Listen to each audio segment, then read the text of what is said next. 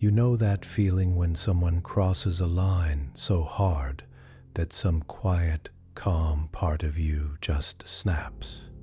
It's almost scary how fast your thoughts go dark. And yet, some part of you still wants to be the kind of person who doesn't lose themselves even then. It's a strange thought.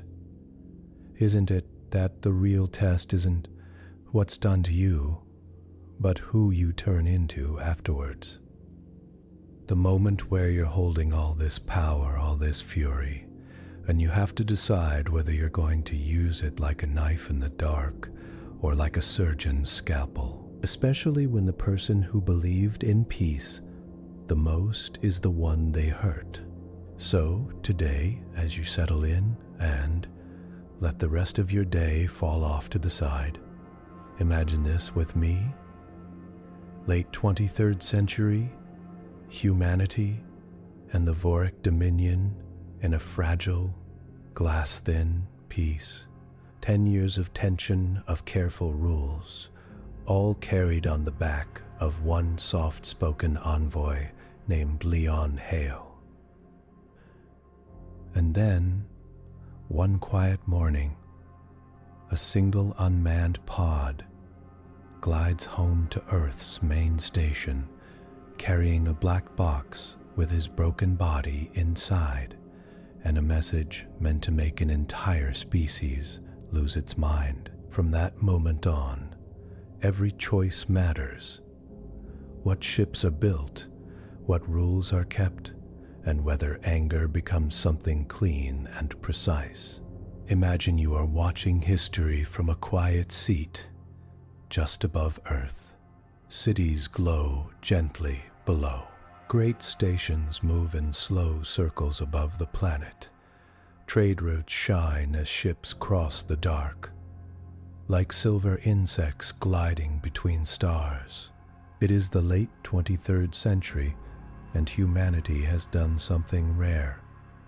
For a while, people have mostly stopped fighting each other. But peace is not perfect. It feels more like glass than stone. Beautiful, useful, and easy to break. For 10 long years, the United Earth Alliance and the Voric Dominion have lived in this glass peace. It is not friendship. It is not trust. It is a careful, tense stillness.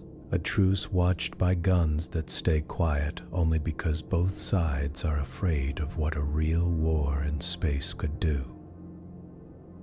Then, a single cargo pod returns from Voric space. It holds the body of Ambassador Leon Hale, the man who believed more than anyone that this peace could turn into something kinder. His body has been hurt in ways meant to send a message. To cut, not just his life, but the last thin line of trust between two civilizations. People on Earth feel something crack inside themselves when they see what the Voric did to him. Anger wakes up. Ships that were only designs on secret screens start to become real. Vaults marked for the darkest day begin to open. Plans made years ago, in fear and silence, come into the light. This is the story of what happens next.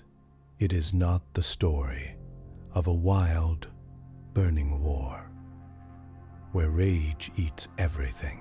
It is the story of a different kind of strength, a careful strength, a strength that holds the line, not just against an enemy, but against the dark parts inside the people who fight. You will follow a single ship, the HMS Vindicator, and the quiet humans who guide it. You will watch them move toward the heart of the Voric Dominion with weapons sharp enough to cut planets apart. And you will see how hard they try not to lose themselves while they use that power. You are not a soldier in this story. You are an observer, almost a guest drifting beside them. You are here to see if a civilization can stand against cruelty. without becoming cruel. You are here to see if anger can be turned into something clean, something precise, something that ends a nightmare without starting a new one.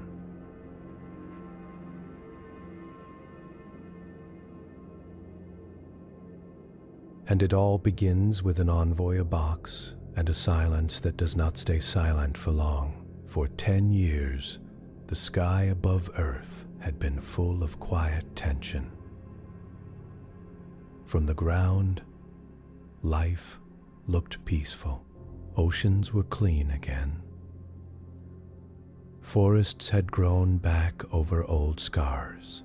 Cities shone with soft light, with tall towers of glass and living plants curled around them like green lace. Cars slid along invisible paths. Drones moved in neat patterns. Children in Nairobi, Mumbai, Reykjavik, and New Seattle grew up knowing that Mars was not a dream, but a place where people actually lived.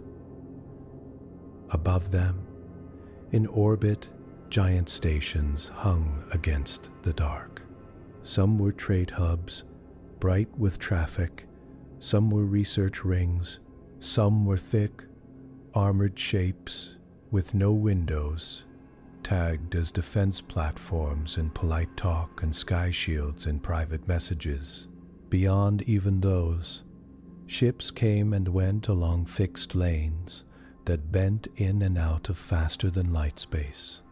Most of them were ordinary. Trade haulers, science ships, survey craft. A few wore darker markings with codes that did not show on public maps. The Voric Dominion was out there, past those maps. 23 star systems held in the grip of a rigid, harsh rule. The Voric were not monsters out of an old tale. They were organized, cold, structured. Their fleets held perfect formations. Their laws were strict. Their punishments were famous. Human children learned 3 things about the Voric in school. They were older. They were stronger, at least in numbers. They respected power more than promises. For 10 years, the United Earth Alliance had kept a careful peace with them. It was called the Hale Accord, after the man who helped write it. Ambassador Leon Hale. Leon Hale was not tall, not loud, not frightening. He had a warm, patient face and the kind of tired eyes that made people trust him. He had started as a negotiator between small, angry nations back when Earth was still divided. He had helped end wars without firing shots. He had a talent. He could listen to rage and not catch it, like someone walking through smoke without smelling of it afterward. When humanity first met the Voric, there were mistakes. A scout probe drifted too close to a border station. A Voric patrol ship fired a warning shot that hit too hard. People died on both sides. For a few months, every screen on Earth showed tense talks, angry speeches, and maps of possible battle lines. Leon Hale stepped into that storm and somehow calmed it. He spoke with human generals. He spoke with Voric Command. He sat under harsh lights in rooms full of translators and thick air. He listened. He argued. He refused to be rushed. In the end, both sides agreed to a truce. The Hale Accord did not make everyone happy. Some thought it gave up too much. Some thought it was not brave enough. But for 10 years it held. No human fleets crossed into Voric space. No Voric armadas rolled toward Earth. Trade moved in a narrow, controlled line. Power stations kept humming. Children grew up without seeing cities leveled on the news. Leon Hale believed those 10 years were the start of something better. Not friendship, not yet, but something like it someday. He said in his last public speech before leaving for the Voric capital, "Peace is not just the absence of shots fired. It is the quiet chance to build something kinder. Every calm year gives us a little more of that chance." People played that clip often. In the 10th year of the Accord, the strange reports began. Voric patrols were more aggressive at the borders. Human trade ships were stopped and scanned longer than usual. A small human station near a neutral gas giant sent a short, tense message about a Voric ship firing a close-range warning burst. Nothing huge, nothing that had to mean war, but enough that the news feeds began to turn sharp. Enough that people turned their faces to the sky a little more often. In response, the Voric High Command invited Ambassador Leon Hale to visit the Voric throne world to discuss clarifications to the Accord. There was a quiet fight in the United Earth Council about that. Some leaders wanted to send a full, armed escort. Some wanted to refuse unless the Voric came to human space. Hale listened, hands folded, his face very still. Then he said, "If we ask the Voric to trust us, we must show trust as well. I will go under a protection pact, not a battle screen." In the end, the council agreed.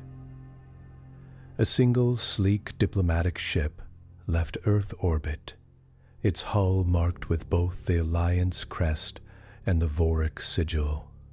It had a modest escort that turned back at the edge of Voric claimed space, as the treaty required. After that, there was only silence. At first, no one worried. Diplomatic talks could last days, even weeks. Voric timekeeping was different from human time. Their High Command Council moved slowly, in layers of ritual and ranking that still confused Earth's best experts. But as days turned into weeks, the silence did not lift. No official reports, no casual messages, no encrypted signals in the hidden channels that very few people even knew existed. In the Situation Room at Alliance Command, a dark-sided chamber buried beneath the main orbital station, leaders watched a single dim icon on a star map slowly go from green to gray. AMP, Hale/status UNK unknown. Messages were sent. All came back with the same response from Voric space. Talks continue. On Earth's streets, people simply knew that Ambassador Hale was away. They saw his old speeches replayed with soft music.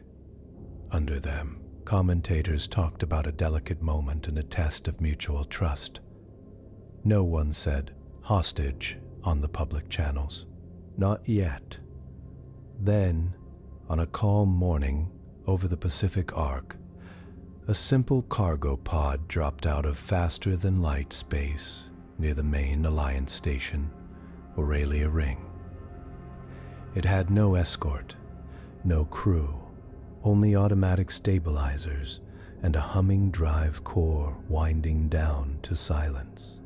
Its hull had two markings, the Voric Dominion sigil and a clean white stripe, the universal sign for protected diplomatic cargo. "Unscheduled arrival," said the docking officer on duty. Her name was Kira Mendez. She had seen thousands of ships dock.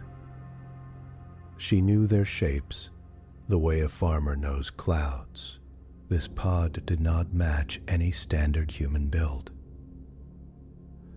ID code, asked her supervisor. She checked. The code was correct.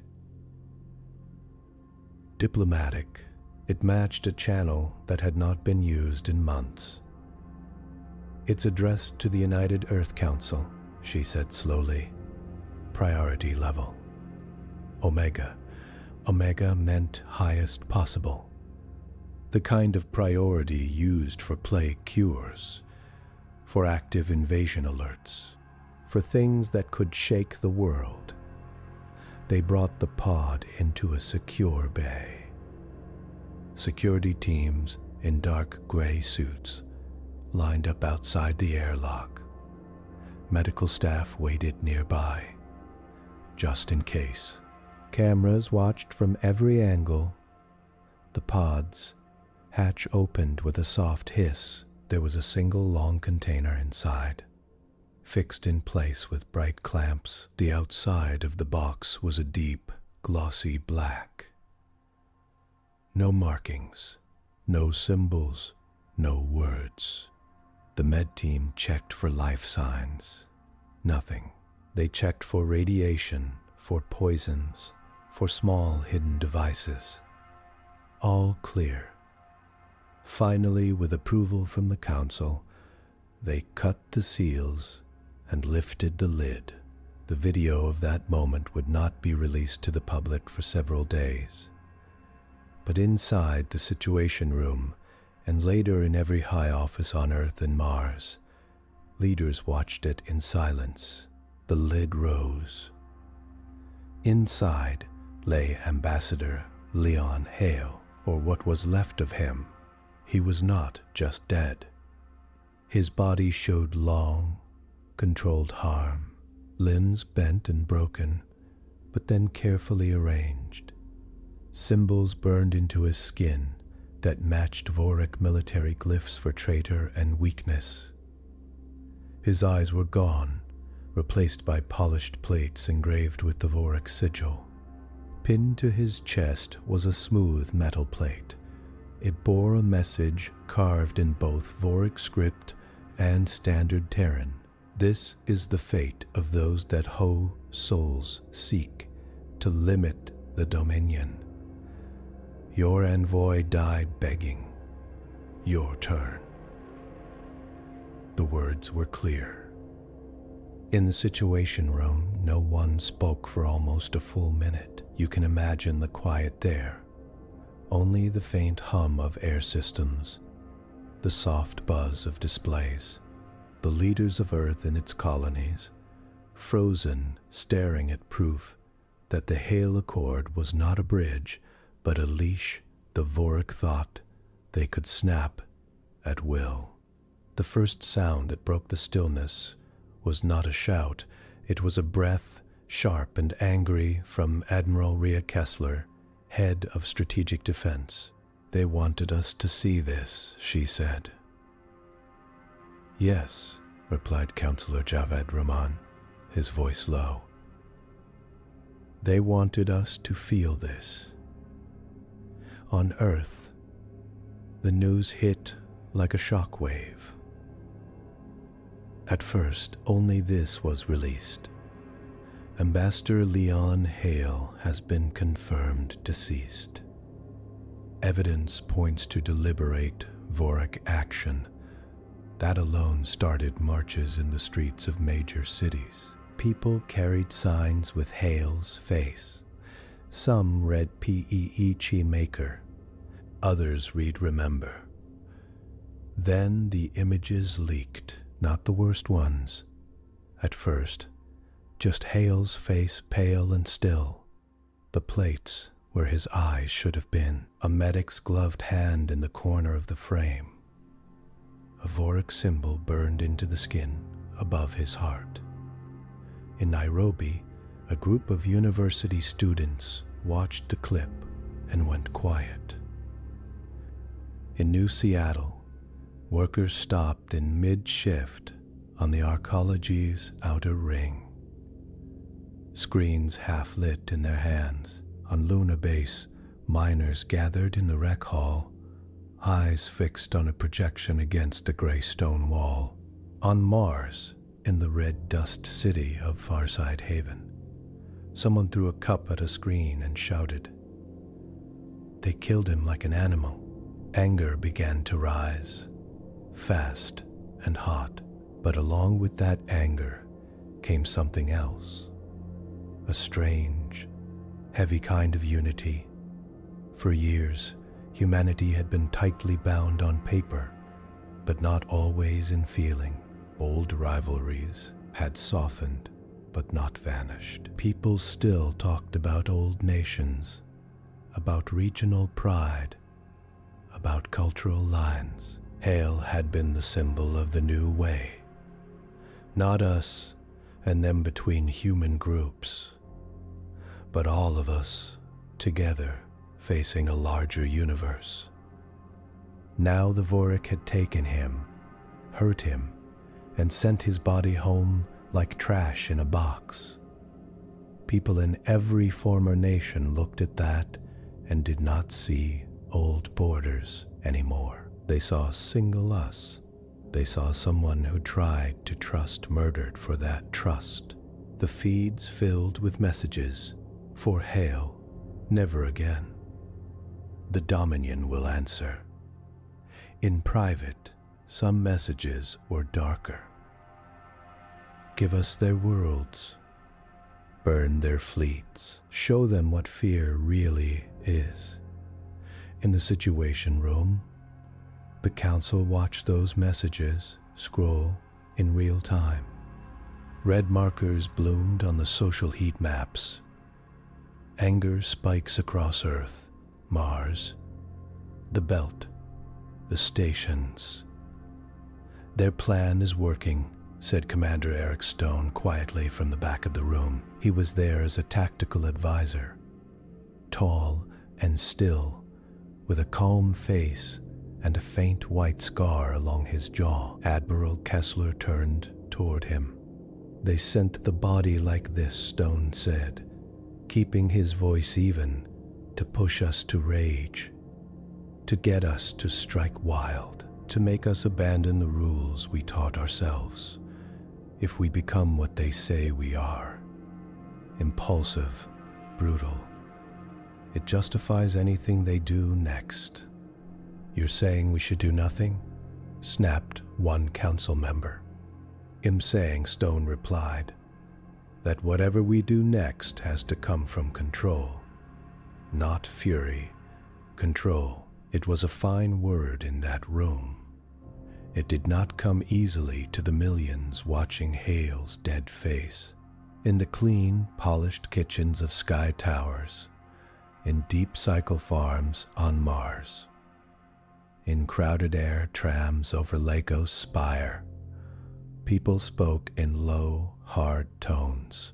They hurt him like that and were supposed to just argue. About rules, peace was his dream. They spit on it. 10 years we tried. 10 years. For what? Yet there were other voices too. In a small school in Rio Arc, a teacher stood in front of a wall display of stars and said to her class, "Anger's normal. But what we do with it is the real test." Her students looked back at her with wide, confused eyes, not sure if that answer was enough for what they had seen. In a quiet office on the night side of Aurelia Ring, Dr. Marin Voss watched the medical scans of Hale's body, not as a surgeon, as something else, something that lived between science and strategy. She touched a fingertip to the symbols burned into his skin. They wanted a reaction, she said to the empty room, but not the one they think. Around Earth, weapons teams checked systems that had never been checked outside of tests. Code locks on secret files blinked from red to green. Secure vaults on Luna and Mars opened for the first time in years, with a hiss of equalizing air and the cold gleam of metal inside. In the middle of all this, the United Earth Council made two clear choices. First, the Voric Dominion would be held directly responsible for the murder of Ambassador Leon Hale. Appeal messages were sent, demands for explanation and apology went out along every official and hidden channel. The Voric replied only once, with a short message. The Dominion does not answer to lesser powers. The weak envoy paid the price for his arrogance. Stand down, or share his fate. Second, Earth would not answer that message with random fire. We will not become monsters because monsters invite us, said Council Chair Amita Rao. If we act with rules. With limits, with care, we will not turn this into a slaughter. The anger in the streets did not calm, but in the halls of power, something more focused began to form. Files marked IRN Dawn Top Seek Secret slid onto screens. New names appeared in meeting agendas. Voss, Stone, Quinn, Kessler. In the quiet between heartbeats, while Hale's body lay in a sealed, honored chamber, the glass piece of 10 years finally broke. Not into chaos, into something sharp, into plans for a ship that was never supposed to be used. A ship called the HMS Vindicator. Deep under the southern ice cap of Mars, there was a door that almost nobody knew about. It did not look like much, just a round pressure hatch in a rock wall, marked with a faded maintenance code. The air beyond it tasted dry and old, like it had slept a long time. The corridor behind the hatch bent down and inward into the heart of a hidden complex carved from rust-red stone. This was one of the Iron Dawn vaults. Iron Dawn was the name for a set of plans that the United Earth Alliance had made very quietly in the early years after first contact with the Voric. It was not a single weapon, but a whole family of them. Long-range rail, systems, smart swarms that could shut down fleets without blowing them apart. Hardened FTL drives that could jump deep into hostile space and back out again before an enemy even understood what had happened. They were not built to start wars. They were built for the darkest case. If someone as strong as the Voric tried to end humanity, suddenly and completely. Insurance, people called it, in the locked meetings where it was discussed. We hope we never need it, but if we do, we cannot start from zero. So Iron Dawn lived in vaults like this. One on Mars, on Luna, under the ice of Europa.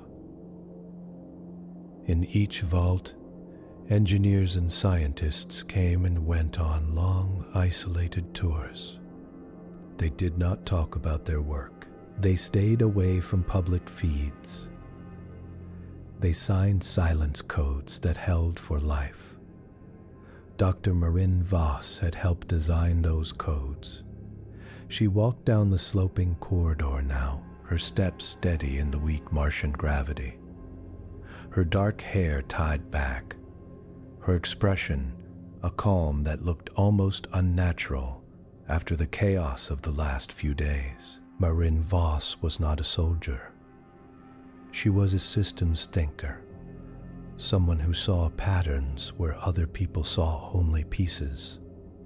In school, teachers had said she had a strategic mind. At 24, she had helped stop a runaway climate cascade by modeling 1 billion small feedback loops and finding the 5 that mattered most.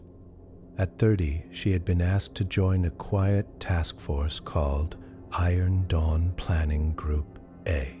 She had said yes, not because she loved weapons, but because she understood fear.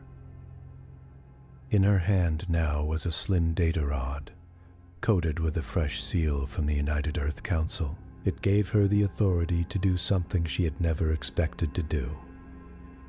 "Open Vault Sigma," she said at the inner door. Light scanned her face. Machines read the seal in her hand. The hatch rolled aside. The main chamber of Vault Sigma glowed softly. Racks of equipment lined the walls. Transparent tanks held test drives, each one a curve of polished material that hummed with a barely there vibration. On a raised platform in the center of the room sat a model of a ship, long, lean, built like a blade. HMS Vindicator, Tactical Intervention Platform. Read the label under it. "I thought this would stay a simulation for my whole career," said a voice behind Marin.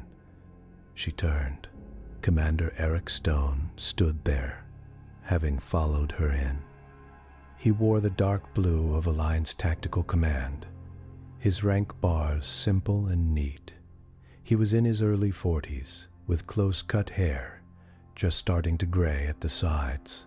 His eyes took in the chamber, like a pilot checking a sky. "So did I," Marin said. "I was wrong." They stood side by side, looking at the model. "Remind me," Eric said quietly, "why we built this." "Because of the math," Marin answered.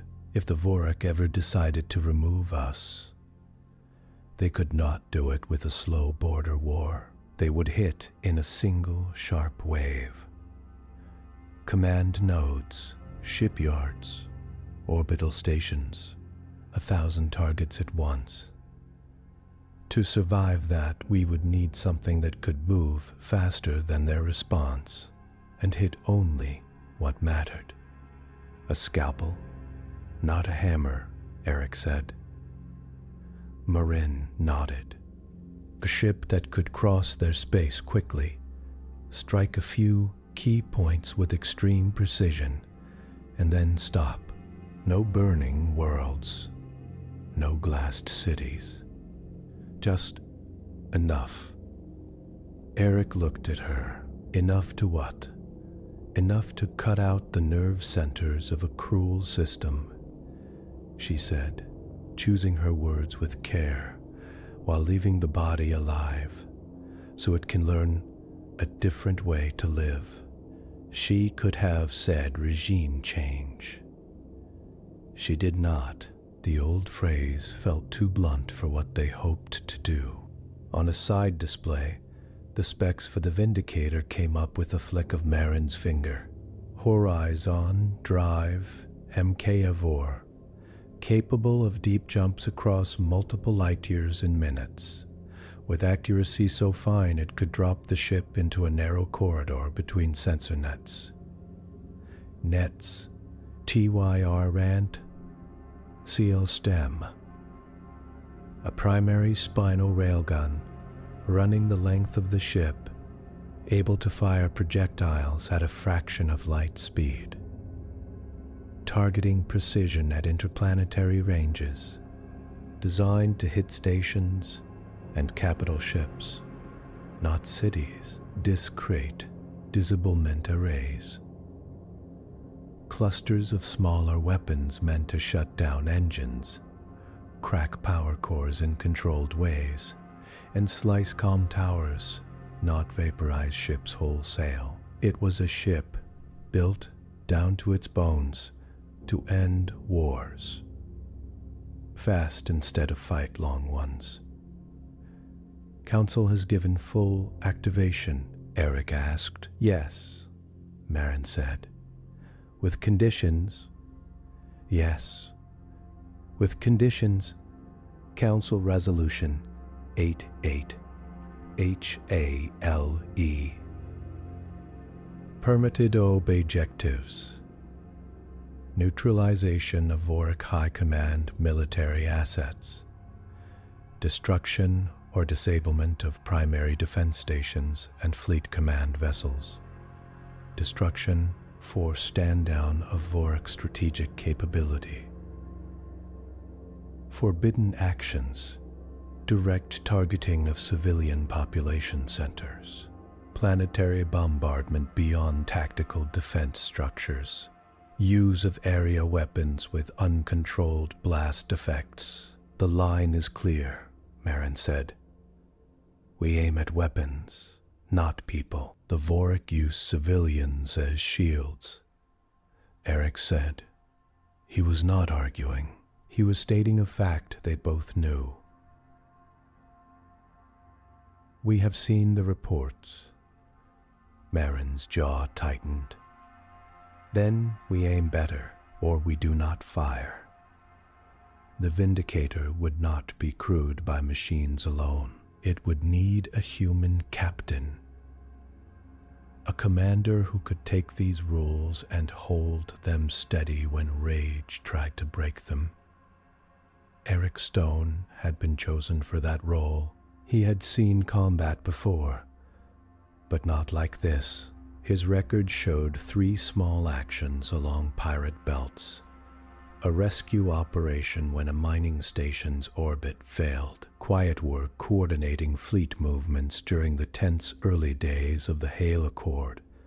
He was known for one thing above all. He did not panic. Face calm, voice steady, decisions precise. The Council had watched him for years. Now they needed him. Do you accept command? Maureen asked, though she already knew his answer. Eric looked again at the model of the Vindicator. At the long, sharp line of it, at the power implied in its shape. They killed Hale to drag us into their kind of war, he said. I'll take this ship to show them we don't fight on their terms. So that's a yes, Marin said softly. Yes, Eric said. On one condition. She raised an eyebrow. That I have the right to hold fire, he said, even if it means losing a clean shot, if I judge that the cost in innocent lives would be too high. Marin studied him for a long second. Then she nodded. I'll add it to the command charter, she said, but you'll have to answer for every call you make. I know, Eric replied. Not far from Vault Sigma, in a separate docking bay cut into the Martian stone. The real Vindicator waited. It was still under construction, but the main hull was complete. A long spear of dull metal, armored plates layered like scales. The Horizon Drive core housed in a thick, shielded ring near the rear. Dark lights cast soft stripes along its sides. Drone swarms crawled over its skin. Fixing, testing, tuning. On the primary loading deck, Lieutenant Mara Quinn stood with her hands on her hips, watching a Tyrant-class rail segment rise slowly into place. Mara was in her early 30s, short and square-shouldered, with a buzz-cut and quick eyes. She had grown up in the belt on a small mining cylinder where every bolt mattered and every mistake could mean losing air. She loved machines that did exactly what they were told. The Tyrant rail made her uneasy. Mass alignment 3% off, called out a tech from the scaffold. 3% is amiss at Jupiter. She shot back. We're not building a farm gate. Do it again. The tech muttered, but obeyed. As she watched, her wristband flickered. Incoming message. Commander Eric Stone, ETA, 0 hours, 5 minutes, and 12 seconds. About time, Mara said, under her breath. She had read the news about Hale. She had seen the pictures. She had not cried. She had gone to the gym and hit a padded wall until her fists were raw. Then gone back to work. When she got the assignment to the Vindicator, she did not hesitate. Ship was sharp. The mission was clear. The anger inside her, usually kept in a tight metal box, finally had somewhere to go. But even she knew it had to move with control. 5 minutes later, Eric Stone stepped out of the elevator into the loading deck. The air smelled of ozone and hot metal. The hull of the Vindicator stretched above them like a dark cliff. "Lieutenant Quinn," he asked. She turned, saluted. "Sir, welcome to Vindicator." Second home of impossible expectations. He allowed the hint of a smile. "Iron Dawn planning sims," she said. "We all thought this ship was a thought experiment, a moral puzzle. How far can you go to stop a war without starting a worse one?" "It was always real," Eric said. "We just hoped we would not be stupid enough to need it." Mara's smile faded. "Maybe," he said, "but how we answer is still our choice." They walked along the deck, past crates marked with warning stripes. Some held components for the Horizon Drive. Others contained the special slugs for the Tyrant Rail, dense, dull gray cylinders, each one with a tiny encoded chip that controlled its pattern of shatter and spread. Payload types? No wide area scatter, Mara said. Per Council order, all slugs are tight impact. Penetrate, crack, then dump energy into a controlled spread, enough to take out a station spine or a flagship core, but not enough to fry a planet's magnetosphere by mistake. By mistake is doing a lot of work in that sentence. Eric said. "That's why I'm here," Mara replied, "to make sure there are no mistakes." They stopped at a viewport where the full length of the Tyrant Rail could be seen. It ran down the middle of the ship like a silver vein. Wrapped in coils and dampers, it still feels like too much, Mara said quietly. So much power in a world where we just saw what power without mercy looks like. Eric studied the rail for a moment. "Power is not the problem," he said. "Rage is." He could feel her watching him, weighing his words, judging if she could trust the man who had his hand on the sharpest tool humanity had ever built. "The Council chose a clear rule," he said. "Precise force only. We hit military targets, command nodes, defense structures. We do not bomb cities. We do not punish whole worlds for what a few leaders chose. What if the only way to break their fleets is to hit a shipyard in orbit above a city?" Mara asked. Her tone was not stubborn. It was practical, the voice of a person who spent their life fighting small, real details. "Then we find another way," Eric said.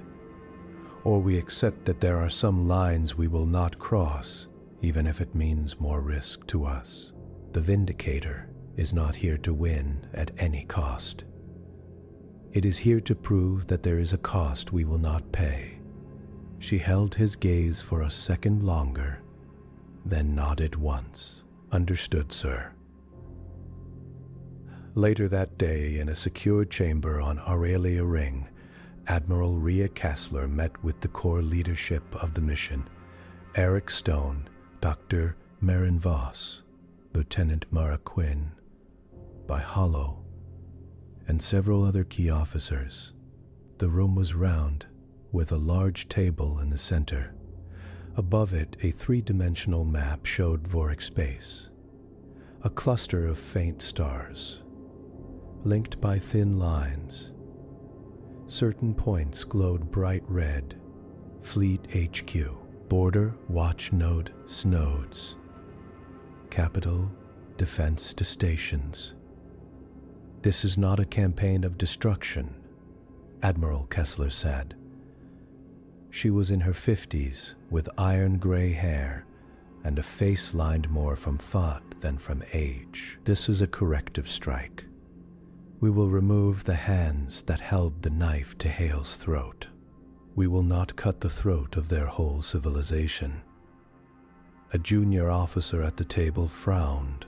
"Ma'am, with respect, they just told the galaxy they can torture and kill our envoys without consequence. If we don't respond with something overwhelming, we look weak." "We respond with something overwhelming," Kessler said sharply, "but focused, controlled. Children on Voric worlds did not vote to hang Hale by his arms and carve his skin. Their high command did. Their security elites did. Their torture boards did. Those are our targets. And if the Voric use their own civilians as shields again..." The officer pushed. Kessler's eyes cooled. "Then we show humanity's true strength. The ability to hold fire when every animal part of our brain is screaming to strike. The Vindicator is not just a weapon, it is a test. A test of what?" The officer did not dare say. Marin answered in his mind anyway. "A test of whether our anger belongs to us," she said, "or we belong to our anger." The room fell quiet. On the table, the map zoomed in to show the first target, a Voric border outpost. Not huge, but important. A relay node for fleet commands, a symbol of control. "First move," Kessler said, "is a message. We cross their border with a single ship. We destroy that node in 2 shots, no more. We disable their responding fleet without wiping it out. We show them what our restraint looks like right next to what we can do if pushed." "We did not come to take your world," Eric said softly, repeating the line he had written in a late-night note to himself. "We came to end your cruelty." Kessler nodded. "That is the heart of this, but remember, hearts are fragile. You will have men and women aboard your ship who saw Hale's body, who have family posting angry messages right now, demanding payback. They will want blood.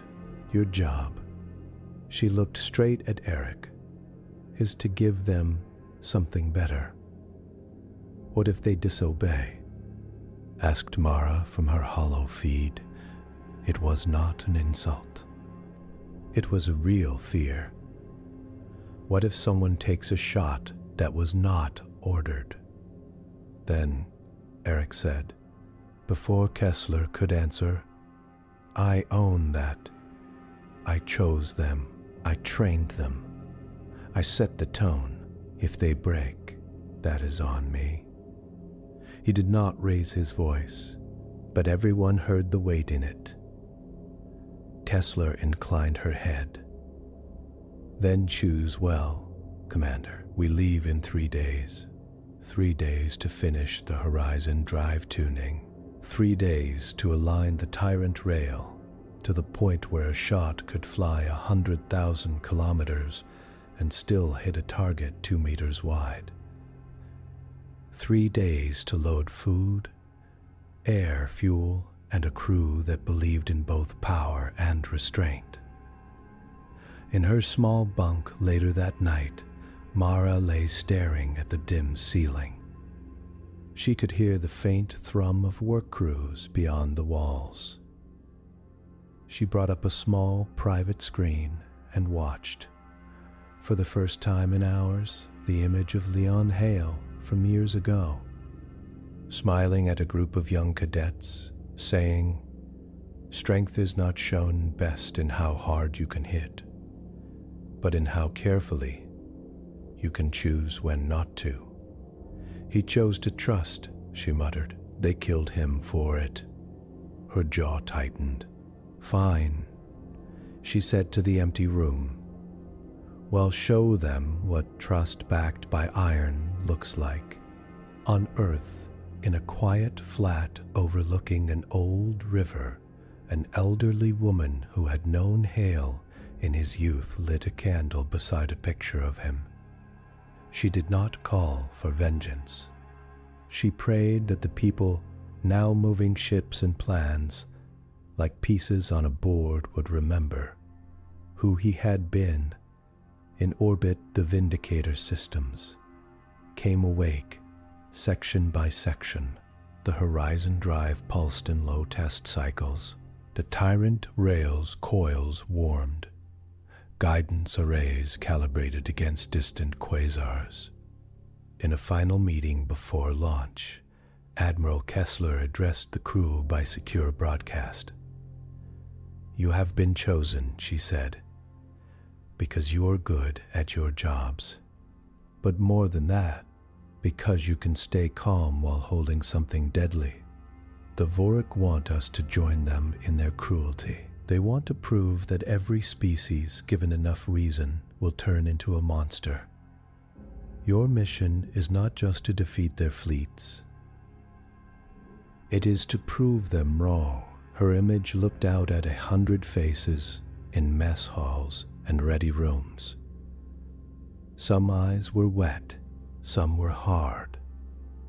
All were fixed on her. "The rule is simple," she said. "We use precise force only, no rage-driven destruction. If a shot does not serve the goal of ending this quickly and cleanly, we do not take it. We will not bomb cities. We will not target civilians. We will occupy weapons, not land. If you cannot accept that, you should not be on this ship." No one stood up to leave. In the launch bay, as final clamps released, the Vindicator hummed louder. Small puffs of gas fired from its sides as maneuvering thrusters tested angles. Dock lights flashed from red to green. "Doctor," Marin Voss watched from a control room, hands folded behind her back. "This is the sharpest tool we have ever made," she said softly to Eric, standing beside her. "Remember that tools can build as well as break." He nodded. "If we do this right, they will fear our mercy more than our guns." "Fear is not the goal," she said. "No," he agreed. "But understanding is." Outside, Mars spun slowly below.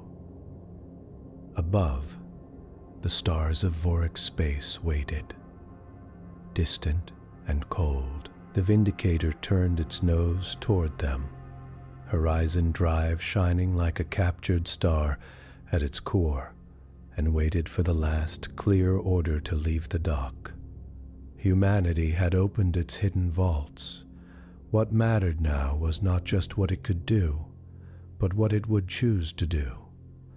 3 days after Hale's body came home in a box, the ship built to answer that cruelty, with measured strength, was ready to step into the dark. The HMS Vindicator hung above Mars like a long, dark spear, pointed toward a sky that led, step by step, to Voric space.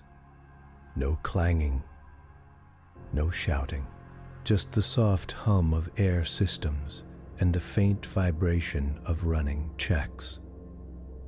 The crew spoke in low voices. Screens glowed in cool colors. There was a feeling in the air that was not calm, but not panic either. More like the tight stillness right before a surgeon makes the first cut. On the command deck, Commander Eric Stone sat in the central chair. Around him, the bridge crew watched their stations. The room was shaped like a half circle, with a wide forward display that could show either outside space or a tactical map. Today it showed both. On the left side, Mars shrank slowly as the Vindicator moved away under normal thrust. On the right, a star map glowed, with a single route painted in bright blue. Final confirmation from Alliance Command, said Comms Officer Leon Hale, her fingers resting lightly on her console. Launch authority is green. Target package uploaded and locked. Remind me, Eric said, even though he already knew. Our first objective, Voric Border Node K-17, replied Tactical Officer Suresh Amani. Relay outpost for their 3rd defense arm. It ties 5 nearby fleets together. Take it out, and they have to fall back to slower local comms. Location? Eric asked. A small star flared. As he tapped, a station icon appeared beside it. A ring with heavy nodules and a net of sensor lines around it. 2 jumps, Amani said. First from Mars orbit to the neutral corridor. Second from there into Voric space, just outside their treaty boundary. Just outside, Eric repeated. We honor the line until we have crossed it with clear intent and clear record. He wanted everything on record. Every move, every shot. He wanted no room, later, for lies about what they had done and why. Helm, he said, turning his head. Status on Horizon Drive. At the navigation console, Lieutenant Mara Quinn ran one more check. Data streamed past her eyes in neat lines. Horizon Drive is stable, she said. Jump field projectors at 100%. Navigation lock set to neutral corridor. Coordinates. We are as ready as we're going to be. Engineering, Eric asked. From below, through the ship-wide channel. Chief Engineer Osei answered. All cores in the green. We may shake a little on the first hop, but nothing fatal. I promise not to let anything explode, unless you order it, Commander. There was a small dry laugh on the bridge. It helped. Eric straightened in his chair. Begin recording, he said. Recording started. Comms confirmed. A small red dot appeared at the top of every station screen. Every word now could be called back later, reviewed, judged. This is Commander Eric Stone of the HMS Vindicator, he said. His voice stayed level, though he could feel his heartbeat in his throat. We are about to engage the Horizon Drive for a lawful incursion into Voric space under Council Resolution 88. Hale, our mission is to neutralize Voric High Command's ability to continue acts of extreme cruelty while avoiding harm to civilian populations whenever possible. He paused, making sure every person could hear the next part. Our rules of engagement are clear. We target weapons, not children. We destroy command, not cities. If in doubt, we hold our fire. Anger does not give us permission to lose ourselves. Understood. Around the bridge came a murmur of "Understood, sir." On the lower decks, people listened too. In the gunnery bays, in the med station, in the small, cramped bunks. Mara did not speak. She only nodded once. To herself. "Helm," Eric said. "Take us to the neutral corridor." "Horizon jump on my mark." Cord and answered, "Jump in 3, 2, 1. The outside view twisted. The stars on the left half of the main screen stretched into thin lines, then folded in on themselves like pulled rubber. Space seemed to squeeze, then snap. For a moment, there was nothing outside but a smooth gray void, as if they were inside a cloudy glass ball. Inside the ship, people felt a faint tug in their bones, like standing in an elevator as it started up. "Jump field stable," Mara said, watching her data. "Transit time. 32 seconds. Feels longer," muttered Imani. "It always does the first time," she replied. 32 seconds later, space snapped back. Stars were back again, but in different places. A lone, pale sun hung off-center. No planets close by, no stations.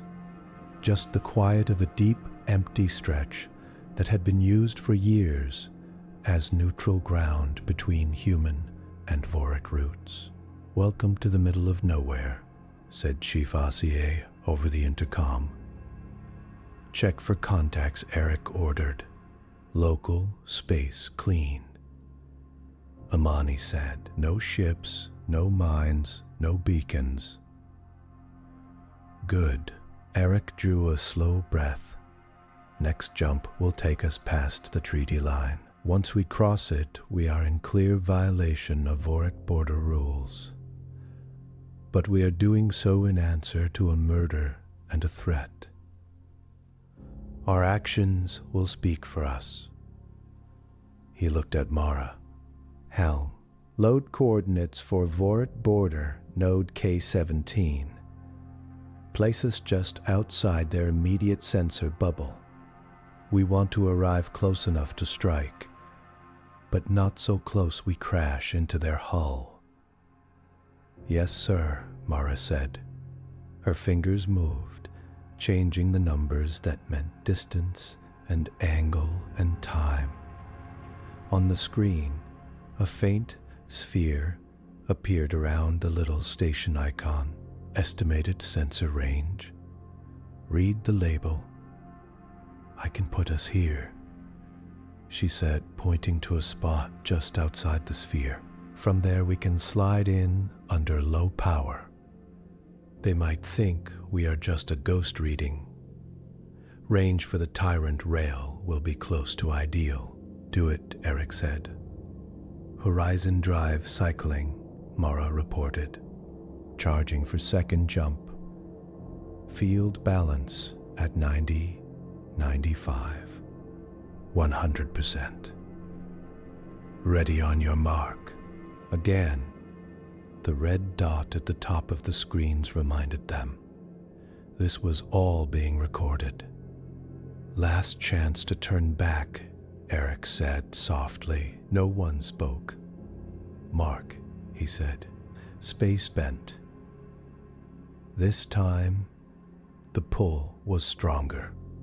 The Vindicator shook slightly, as if something large but far away had brushed past its side. Some crew swallowed hard to keep their stomachs in line. Then they were there. A yellow-white star burned in the center of the view. Around it, 3 pale planets traced slow paths Near the second planet, glinting against the dark, was Voric border node K-17. It was bigger than it had looked on the map, a thick ring of metal and armor plates with long spear-like sensor booms jutting out. Smaller defense platforms hung near it like wasps around a hive. Lines of tiny lights marked windows, docking ports, shuttle paths. "Contact," Imani breathed. "We are inside Voric space." "Have they seen us?" Eric asked. "Working that out now," he said. He checked readings. "We arrived just outside their main sensor bubble, as planned. We are running dark. Our profile looks like background noise unless they are looking exactly at us." "How long until they are looking exactly at us?" Eric asked. "Maybe 5 minutes. Maybe 20. Depends on how bored their operators are." "Then we do not give them the time," Eric said. Target package for the station. On the gunnery deck, deep inside the Vindicator, teams came fully awake. The Tyrant-class rail system was a monster of a machine. Its barrel, running the ship's length, sat inside thick coils that could hurl a slug to a fraction of light speed. But all that power meant nothing if the aim was off by even a little. Gunnery Chief Rafe Torrin stood before a tall display, jaw tight. Around him, his crew moved with trained speed, checking last numbers. "Load impact slug type 3, he ordered. "Solid core, controlled, crack. Target, Central Command Hub of K-17. No wide chatter. We are hitting the brain, not the whole skull. Slug type 3, loaded, called a tech." On another screen, a graphic showed a gray cylinder sliding into place inside the rail. Up on the bridge, Imani linked targeting data to gunnery. A faint outline of the Voric station appeared over the image on the main screen. Its main structures lit up in pale blue. The central core turned red. "Windage?" asked Torrin over the link. "Space is airless," Imani replied dryly, "but gravity from that planet is a factor." "I've corrected. You hit green, it hits core." Eric watched the red dot blink on the station model. He knew that behind that red dot were rooms full of consoles and people at those consoles. Officers who had taken part in 10 years of tense peace. Officers who had also allowed or obeyed the order to torture and display a human envoy. "Gunnery," Eric said, "confirm target profile. We are not to hit life support rings or civilian quarters." "Confirmed," Torrin said. "We're lined up on command and main command. A clean shot should leave the lower ring mostly intact, just spinning and blind." Mara watched the numbers on her board. Relative motion locked. If they don't maneuver, they will sit right where we want them. "All decks," Eric said, toggling shipwide. "We are about to fire the first human shot at a Voric military target. This is not an act of rage. It is an answer to an act so cruel that doing nothing would be its own kind of crime. Remember our rules. Remember Hale. Remember that what we do now will teach the Voric who we really are." He looked at Imani. "Fire on my mark." The bridge went very still. "Mark down in the rail bay, coils screamed. But the sound was mostly inside the metal. Energy surged through the tyrant's length. The slug leaped forward, pressed by fields far stronger than any chemical blast. On the forward display, human eyes could not see the slug. It moved too fast, but the computers traced its path.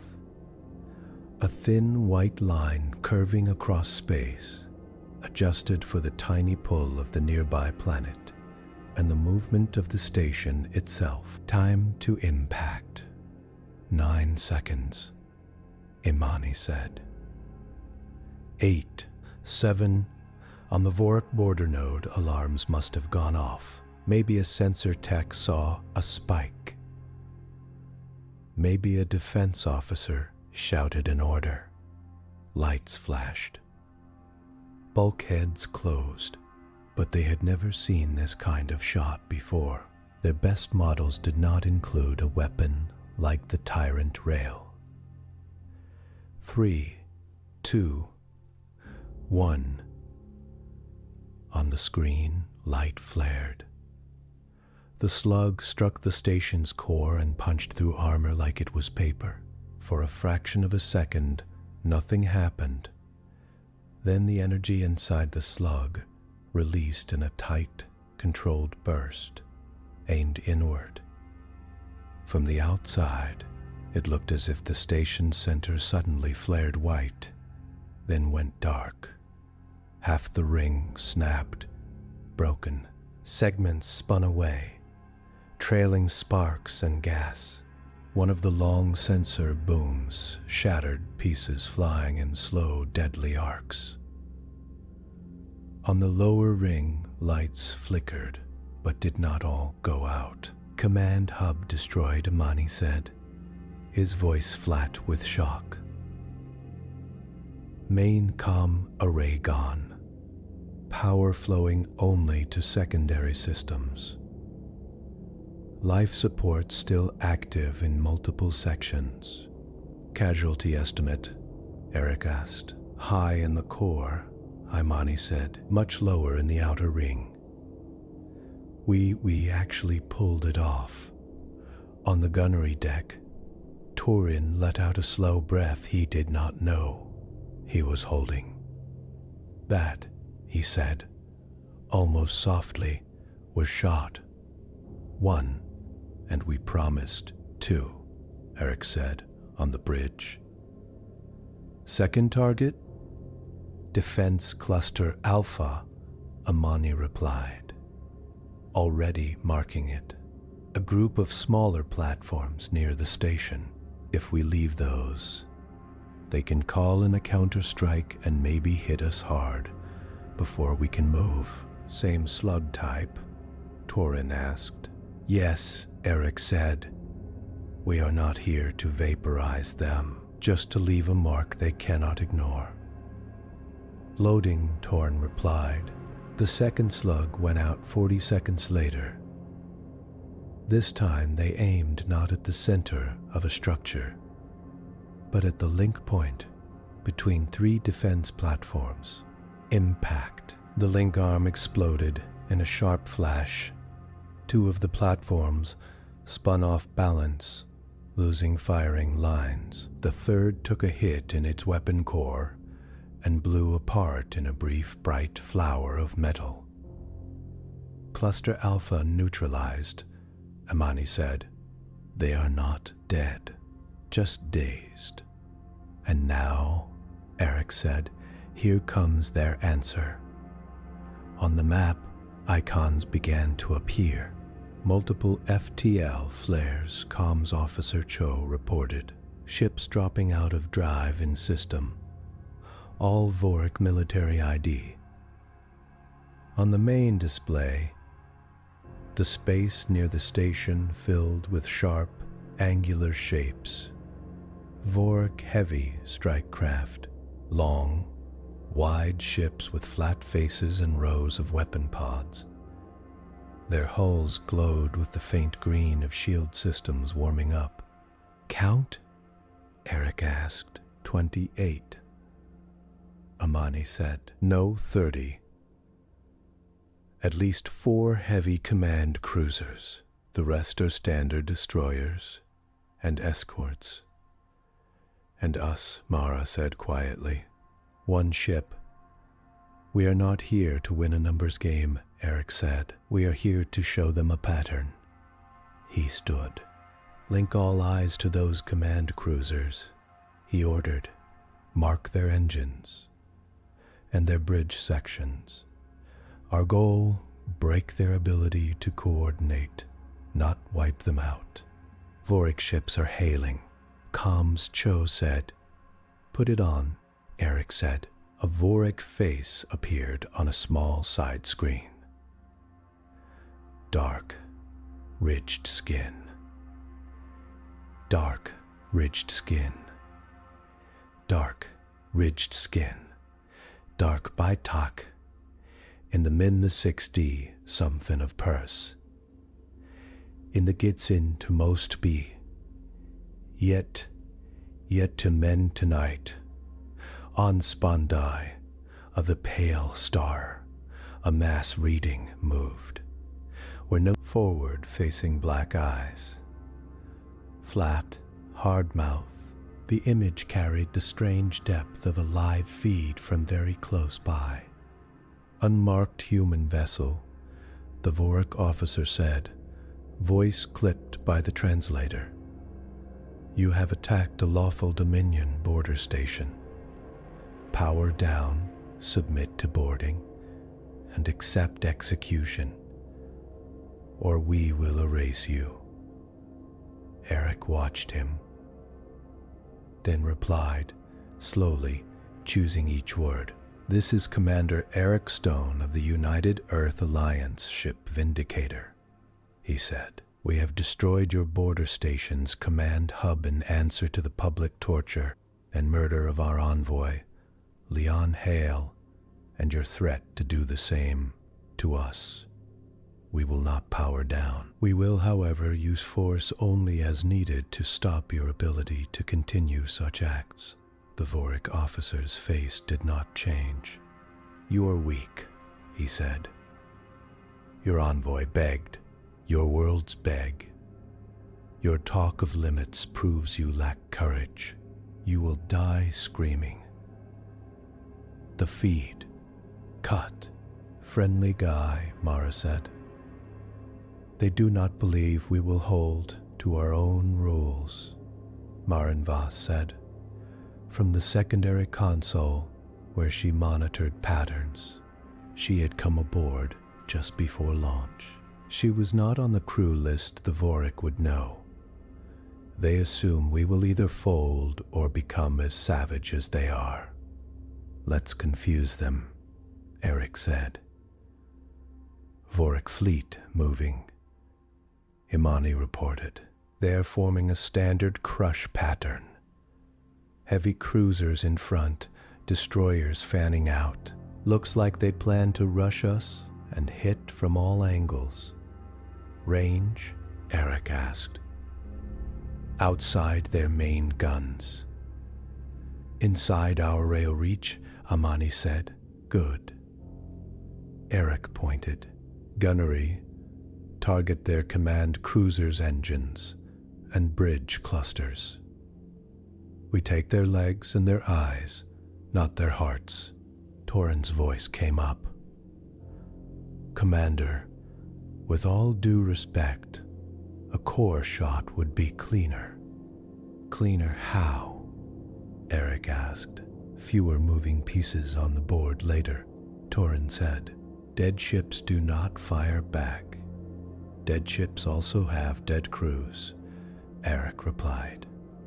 Our mission is to end this without turning their whole fleet into a graveyard. You have your orders, engines and bridges. No cores. We want them alive enough to be afraid, not dead enough to be martyrs. There was a short pause. Aye, sir, Torin said. The rail fired again and again. From a distance, It was like a silent dance. The Vindicator sat in one place, barely moving. Lines of white, thin as hair, reached across space. Each time a line touched a Voric command cruiser, something broke. On the first, the rear engines went dark, drive sliced in half. The ship spun, trying to right itself, lost much of its forward speed. On the second, a bridge cluster blew, not from a massive explosion, but from a surgical hit that caved it in. Emergency backups snapped on, but control lagged. On the third, the main sensor dome shattered. The ship went partially blind. The Voric fired back. Beams of tight light and clouds of smart projectiles filled the space between them. The Vindicator's shields flared blue as hits landed, but Mara kept the ship rolling, dipping, moving, just enough to turn solid hits into glancing blows. Shields at 83%, Chief Aussie reported. Nothing bleeding through yet. Forward flak arrays, Eric ordered. Intercept their spreads. Focus on anything headed toward life-critical sections. Small guns along the Vindicator's hull spat streams of bright darts. They met the clouds of Voric projectiles and burst them into smaller, less dangerous fragments. Still, not every shot was perfect. A heavy Voric beam caught the Vindicator's starboard side. Lights flickered on the bridge. Someone cursed as a panel sparked. Report, Eric snapped. Secondary shield generator 3 took a hit. Osei said, "It's smoking, but it held. We lose another like that, though, and we start taking real burns." "Understood," Eric said. "Helm, adjust our angle. Make them work harder for those shots." Mara shifted their position in a slow slide. The Vindicator was big, but in space, big things could still dance if guided well. "Gunnery," Eric said. "How many command cruisers still fully functional?" 2, Torin answered, "out of 4. One is limping. One is blind. I can put both of the healthy ones in the same firing arc if you give me 6 seconds without a course change." "Mara," Eric asked. "I can give you 4, she said. "Any longer, and we take the full front of their guns." "4 it is," Eric said. "Torin." "Engines only. Bridges only if shots are so clean they sing to you." "Aye, sir," Torin said, voice very tight. The bridge went quiet again, except for the sound of data tones. The 2 healthy cruisers rolled, trying to line up their fire. The Vindicator's nose tipped ever so slightly, like a boxer's shoulder. "Now," Eric said. The rail fired twice in quick order. 2 paths. The first hit the rear engine block of a Voric cruiser just as it kicked into a higher thrust. The drive core flared, then shut down hard. The ship lurched, then drifted, leaving the formation in a slow, helpless spin. The second slug clipped the shoulder joint where the last healthy cruiser's command tower met its hull. It did not blow the bridge apart, but it cracked it, shoved it partly out of alignment. Internal damage warnings must have screamed across that ship's nets. 4 command cruisers disabled, Imani said, none destroyed. "And the destroyers?" Eric asked. They are still coming, Imani said. Fast, time to close range, Eric asked. 2 minutes, Imani replied. In those 2 minutes, the Vindicator showed the Voric what it meant to be both kind and deadly. Instead of firing into the middle of destroyer formations, Eric had Torin take careful shots at lead ship's engines, slicing off their speed. Some destroyers spun out of formation as their drives failed. Others swerved, trying to avoid the strange new threat. Their tight, deadly pattern broke up. Some of them are falling back, Comms Cho said, surprise in her voice in picking up scattered traffic. Confused orders, something about unknown weapon, unknown tactic. They do not understand why we are not killing them, Marin said quietly. In their logic, if you have this power, you use it to erase your enemies. Anything less is weakness. Then they are wrong, Eric said. Not everyone on his ship fully agreed. On the lower decks, some gunners bit their lips, watching perfect shots pass them by because the target moved a little too close to a cluster of rescue pods. A few muttered curses under their breath about wasted chances. They remembered Hale's empty eye sockets.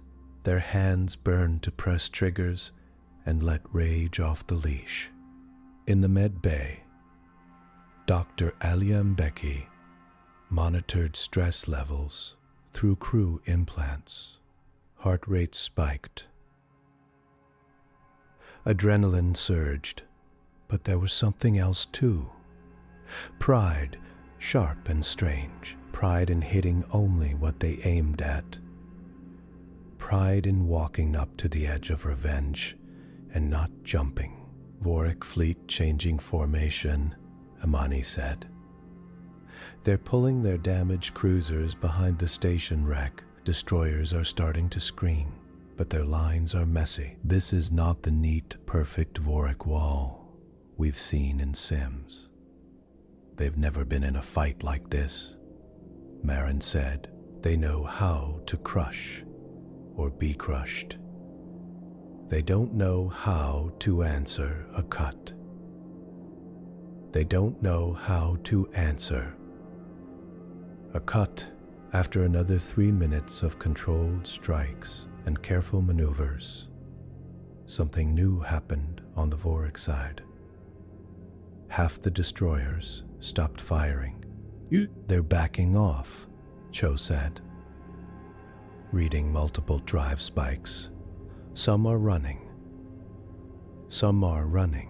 On the display, little icons turned and started to pull away from the Vindicator, engines flaring bright as they fled toward the safety of deeper Voric space. They've had enough, Imani said, almost not believing it. Eric sat very still. Do we pursue? Torin asked over the line. All eyes turned to Eric. If he said yes, the Vindicator could chase and finish at least some of those fleeing ships. The crew would get a bitter, satisfying sense that the Voric had paid more. The Voric command would learn that trying to run was pointless. If he said no, those ships would live. The Voric would have witnesses. They would tell stories. How the humans came with a weapon sharp enough to slice a station in half and a fleet apart, yet chose, at a certain point, to stop. Eric thought of Leon Hale. He thought of the metal plate on Hale's chest, the words, "Your turn." He thought of what our turn should mean. No pursuit, Eric said. His voice was firm, not loud. We have made our point. We will not turn a victory into a slaughter. Let them go. He heard Through the open calm, Torin released another long breath. On some decks, a few crew punched bulkheads in quiet frustration. On others, people smiled a little, weak but real. On the Voric bridge screens, far away, officers watched in confusion as the human ship that had just done impossible damage simply held position. Status of the border node? Eric asked. Command core is gone, Amani said. But life signs remain in the outer ring. Emergency beacons are firing. Voric rescue craft will come. Good, Eric said. They will find their wounded, not their dead, and they will know that was our choice. He turned to Combs. Joe, open a system-wide broadcast channel, he said. Make sure every Voric ship in this space can hear us. Channel open, she said. Eric stood. This is Commander Eric Stone of the human ship Vindicator, he said. His voice now went out not just to his own crew, but to every Voric captain who still had working receivers. We have entered your space in answer to your public torture and murder of Ambassador Leon Hale, and your threat to do the same to our worlds. He let that hang for a second. Today we destroyed your border station's command hub and disabled your heavy strike fleet without wiping you out. He went on. We could have targeted your station core. We did not. We could have shot your ships to pieces. We did not. We could have chased your fleeing destroyers. We did not. He leaned slightly toward the pickup. You believe mercy is weakness, he said. You are wrong. Mercy held in a hand that could crush you is a strength you have never understood. Remember this. We did not come to take your worlds. We came to end your cruelty. Stand down from such actions, and we will stop. Continue them, and we will come again. And each time, we will cut closer to the center of your power. He nodded to Joe, and she cut the channel. On Voric Command X, officers shouted. Some called the humans liars. Some secretly felt a chill that was not from fear of death, but from fear of something they had no word for. An enemy that refused to dance the familiar dance of total war on Earth. A few minutes later, signal delays, even in this age, could not be zero. Alliance Command watched the live feed of the battle and the broadcast. In the Situation Room, Admiral Kessler's tight face finally relaxed by a tiny fraction. They did it, she said. 2 shots for the station. No civilians hit. Enemy command ships disabled, not destroyed. Fleet scattered. And they let the runners go. Some council members argued they should have finished them, one said. They'll be back, and if they come back, Kessler said, we will cut them again. But we will not cut out our own soul to do it. On street corners across Earth, Mars, and the Belt, people watched edited clips of the fight. They saw their ship slice a Voric station in half. They saw enemy ships spin helpless. They heard Eric Stone's calm voice saying, we did not. In some bars, people cheered, pounded tables, shouted for Hale. In others, the mood was more complicated. Some were angry that not more Voric had died. Others felt a strange kind of relief, that their civilization had found a way to be strong without going wild. On the Vindicator, after the battle, the noise level dropped again. Repairs began. Shield generators were checked and cooled. The Tyrant rail's coils were inspected for microcracks. In the small mess hall, crew ate in tired silence. Then, slowly, talk began. "Did you see that shot on the second cruiser? Clean slice. Engines only. Yeah, but we could have nailed at least 3 destroyers once they broke line. But then where'd be them?" In a corner, Mara Quinn sat with a mug of something hot, staring at the tabletop, her fists clenched and unclenched. "You disagree?" Marin Voss asked softly, taking the seat across from her. Mara looked up. "I don't know," she admitted. "Part of me wanted to chase them. Part of me wanted to punch a hole through that station so big they'd see it from their capital. But when he said no pursuit," she shook her head. "Still am, but also proud. It hurts in new ways." Marin nodded. "It will keep hurting," she said. "Holding your blade back always does. But that pain is what keeps you from cutting everything." Mara snorted a short laugh. "You talk like this is all perfectly clear in your head," she said. "It's not," Marin replied.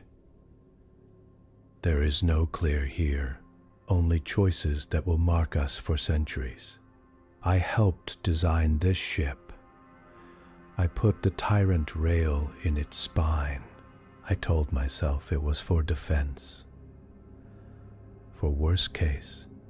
Now that worst case is here, I have to live with what it feels like to watch it fire." "And?" Mara asked.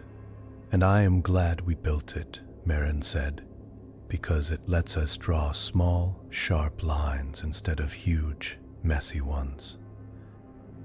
But I am also afraid, not of the Voric, of us." Mara looked at her. "Do you think we'll hold to the rules all the way to their capital?" she asked. Marin took a long breath. "I think," she said slowly, "that every battle from now on will make it harder to remember why we set the rules in the first place. Grief does not shrink, it grows. Anger does not cool on its own. It needs constant choosing against. Today we chose well. Tomorrow we will have to choose again." On the bridge, Eric sat alone for a few minutes after the main shift ended. The lights had dimmed to night cycle. Outside, the Voric star shone small and hard. He replayed parts of the battle on his private screen. Each slug path, each hit, each time he had said no to a shot that would have been easy. He saw, in one paused frame, a Voric destroyer caught mid-turn, its guns firing wide as its engines died under a disabling strike. Tiny escape pods had just started to launch from its belly. His rail had hit before those pods left by less than a second. If the timing had been slightly different, "Personal log," he said quietly. A soft tone sounded. "Recording. This is Commander Eric Stone," he said. "First engagement in Voric space complete. Mission goals for Stage 1 met. But I am not recording this for the report. I am recording this for whoever comes after me and has to sit in this chair." He paused, then went on. "You will feel pressure from both sides, from the enemy, who will push you to break your own rules. From your own people, who will say the rules hold you back. Remember that we are not here to win by their standards. We are here to change the standards. He looked at the frozen image of the half-broken Voric station. Today, we proved that we can be sharp without being wild, he said. We fired the deadliest weapon we have ever built and did not let it own us. I am proud of my crew. I am also afraid that the next time it will be harder. He ended the log and sat back, closing his eyes for a moment. Commander, came Marin's voice from the doorway. He opened his eyes. She stood there framed by soft light. Yes, Doctor. We have confirmation, she said. The Voric High Command has broadcast an emergency alert to all border systems. They call us the knife that refuses to cut clean. They are confused and angry, he asked. Oh, very, she said. You humiliated them in front of their own people. You broke their wall and then walked away before they could die. The glorious death they expect from a worthy foe. Eric's mouth quirked. Good. Marin stepped closer. The Council has sent new orders, she said. They want us to advance on the Voric capital system sooner than planned. The border hit shook them. They think we have a chance to end this quickly. If we strike the fortress world's defenses before the Voric fully understand our methods. So our next test comes faster, Eric said. Much faster, Marin agreed. He stood, feeling the weight settle back on his shoulders. Then we move, he said. Quietly, clearly, we carry Hale's memory with us. Not as fuel for rage, but as a guardrail. Marin watched him for a second. Do you ever wish we had just hidden instead? She asked. Folded in, strengthened our shields, stayed behind our borders. Eric considered that. No, he said, because then the message the Voric sent with Hale's body would stand forever unanswered. It would say, we can do this to you. And you will do nothing. We had to answer. The question is how? And now? She asked. Now, he said, turning to the forward display, where the damaged Voric station slowly spun. Now we show their capital what we showed their border. That there is a difference between power and cruelty. He knew it would not be simple. The Voric capital was not a remote outpost. When it was the center of their rule, it held the fortress world, the most armed, shielded, and defended place they had. They would not let it fall without pulling every ugly trick they knew. The Vindicator had just passed its first real test. The next would test not just their aim, but their hearts.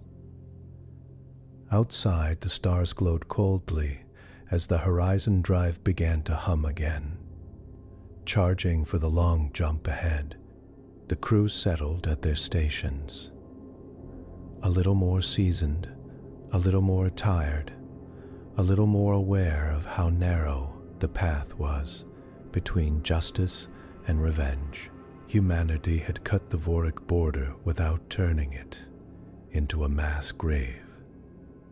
The Voric now knew that humans could strike with surgical fire. Soon at the capital, humans would find out if they could keep that fire from spreading where it should never go. The jump to the Voric capital felt different from the others. It was not rougher. The Horizon drive hummed as smoothly as ever. The ship did not shake more than usual. But inside the HMS Vindicator, every person knew where they were going now. This was not another border node. This was the heart, on the main display. As normal space snapped back, the Voric capital system filled the view. Like a finished picture, a bright yellow star. A thick belt of debris from long-mined rocks, 2 inner planets. Then, hanging at just the right distance for life, the fortress world, Voric home. It was beautiful and terrible at the same time.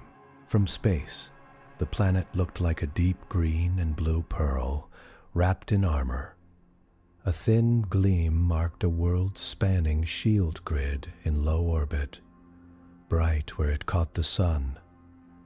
Above that, a web of stations, weapon platforms, and shipyards circled like a metallic crown. Huge ships hung in formation. Dock lines joined them to giant rings. Gleaming spines pointed outward. Long-ranged guns, missile barrages, fields that could twist and bend attacks. "Welcome to the teeth," Lieutenant Mara Quinn said, quietly. From the helm, Fortress World Voris. "Sensor sweep," Commander Eric Stone ordered. His voice was steady, but his eyes were hard. "I want full mapping before we move a meter."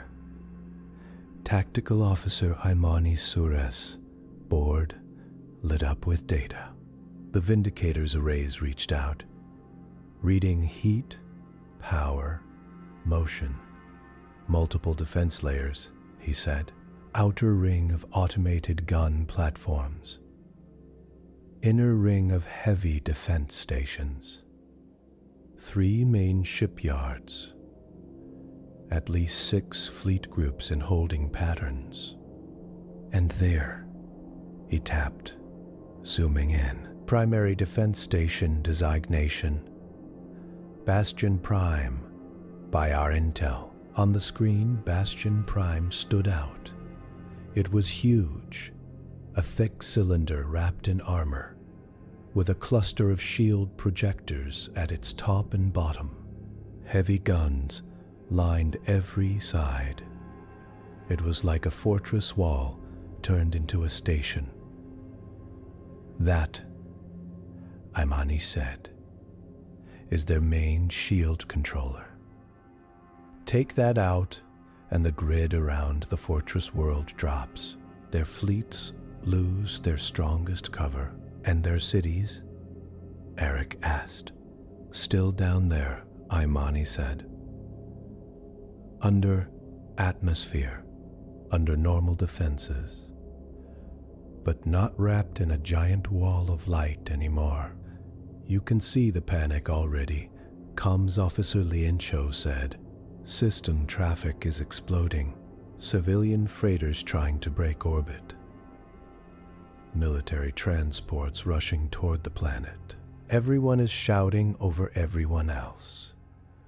On a side display, Dr. Second, Marin Voss read patterns in the chaos. "The border strike did more than we thought," she said. "They did not believe anyone could cut their front line so quickly. Now that we're here, their command structure is stressed. Some fleets want to charge us. Some want to fall back. Some want to pull tight around the planet. Fear makes people stupid," Mara muttered. "Fear makes people grab for the things they understand," Marin said. "The Voric understand total control through pain, and they see that way slipping." On Voris below, news feeds flashed with images of the Vindicator. Government screens called it a terror weapon.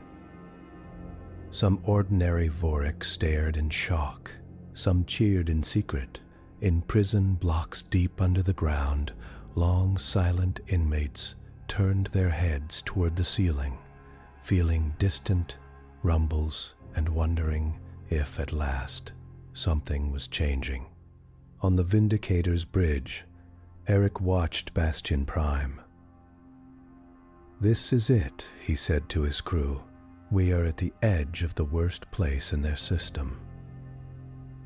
The place from which orders went out to torture Hale, the place from which they planned to keep ruling by fear for another century."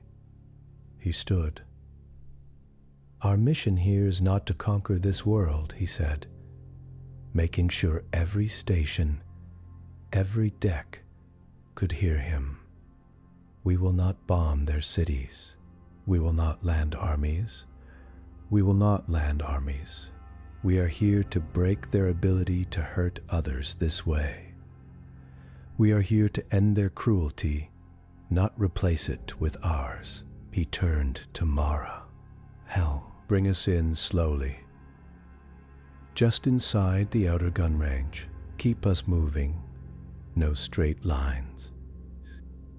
"Aye, sir," she said. Path plotted. "It's going to be a long, angry walk." The Vindicator slid forward. Outer ring defense platforms woke up. Long guns turned. Fire control nodes checked and rechecked targets. To them, the Vindicator was a bright, clear threat. "Outer ring is locking in," Amani said. "They'll fire in 10 seconds. "Shields?" Eric asked. "Charged and ready," Chief Osei replied over the link. "Gunnery?" Eric said. "We are not here to play swat the flies with every platform. Hit what matters. If we can pass some of those guns without wasting shots, we do it. Focus on clearing a path to Bastion Prime." "Aye," said Gunnery Chief Rafe Torrin. "Painting key platforms only." The first volley came. Thin lines of bright energy crossed space, leaving ghost streaks on the screens. Flares of smart munitions followed, each one a guided shard of metal and field. The Vindicator's shields bloomed blue as hits landed. Some shots splashed off. Others bent around in strange arcs as the Horizon Drive field, now tuned for defense, tugged at their paths. "Shields at 90%, OC reported. Nothing scary yet." "Return fire," Eric said. The Tyrant rail sang again, its coils flaring. Slugs leaped out and shattered the closest, most dangerous platforms, punching through their cores in tight, controlled bursts. Smaller guns on the Vindicator's flank spoke too, slicing sensor heads off some platforms, leaving them blind but floating. Path to inner ring now clear at Vector 07, Amani said, course plotted. "Take it," Eric said. "Steady." The closer they came, the more the fortress world's defenses focused on them. Huge beams reached out from Bastion Prime itself, thick enough to make the Vindicator's screens glare white for a second. Each time, Mara rolled the ship, presenting a fresh part of the shield. Each time, the deck shook harder. "Shields at 72%, OC called. "We can't tank that forever." "Understood," Eric said. "Gunnery, start softening Bastion Prime's weapons. We need that thing's bite gone before we go for its spine." "Copy," Torrin said. "Targeting heavy guns only." It was like picking teeth off a snapping jaw. Slug after slug flew. Some took out whole clusters of guns in single, fleeing hits. Others clipped shield emitters, making parts of Bastion Prime's glow flicker. The Voric fired back with everything they had. Some shots hit the Vindicator hard enough to make lights die for a second and come back.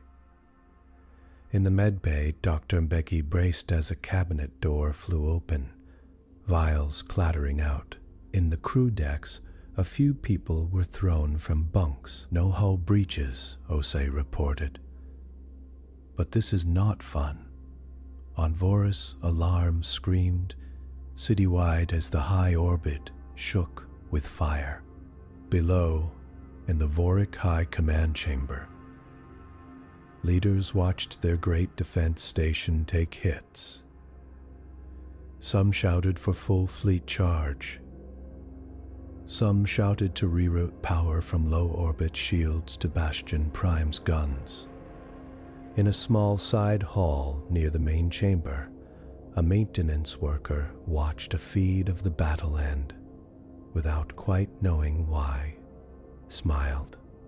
For the first time in his life, the brutality of his leaders was being answered from above.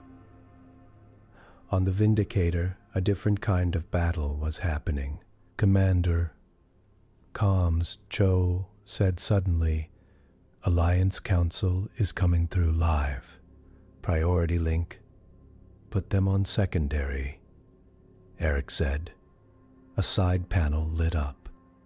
Admiral Kessler and Council Chair Amita Rowe appeared in a split image, their faces drawn. "Commander Stone," Rowe said.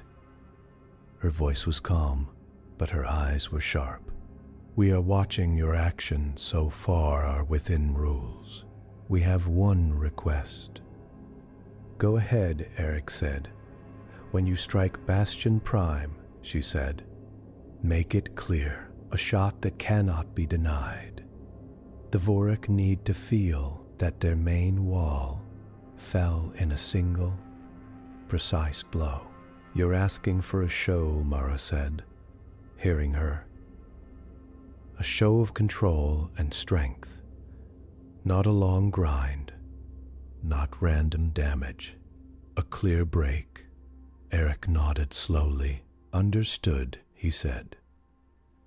"We will take Bastion Prime with a single tyrant shot to its main structural spine. We will warn them first, and we will not fire at the planet." Ra's eyes flicked to Kessler. The Admiral gave the smallest nod. "Then you have our full backing," Rose said. "History is watching, Commander. So are our children." The link cut. Eric turned back to the main display. "Status of Bastion Prime's guns?" he asked. "Outer ring batteries mostly down," Imani said. "Their fire rate is dropping.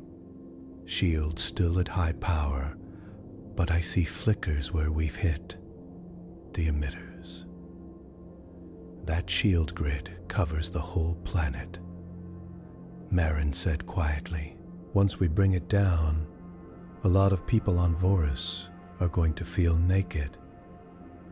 We make sure they learn that we are not here to strike them." Just the hand that held the whip.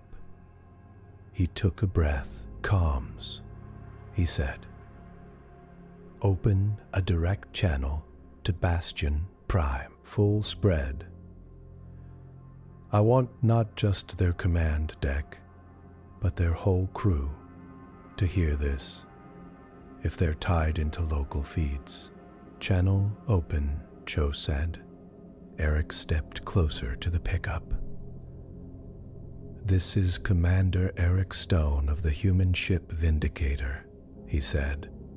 "To the officers and crew of the station you call Bastion Prime, and to the Voric High Command, listening below. In 3 minutes, we will fire a single rail shot aimed at the core of your defense station. That shot will break your shield grid. It will not be aimed at your planet. It will not be aimed at your cities. It will not be aimed at your cities." He let the words sink in. "You have seen what we can do," he went on. "You have also seen what we chose not to do. We did not come here to rule you. We did not come to kill your children. We came here to make very sure you can never again torture a helpless envoy and send his body home as a warning. We came to end your cruelty." His voice stayed calm. "You have 3 minutes to evacuate non-combat crew from the core sections of Bastion Prime," he said. "After that, we will fire. The choice to keep them there or move them is yours. Remember that. It will be recorded."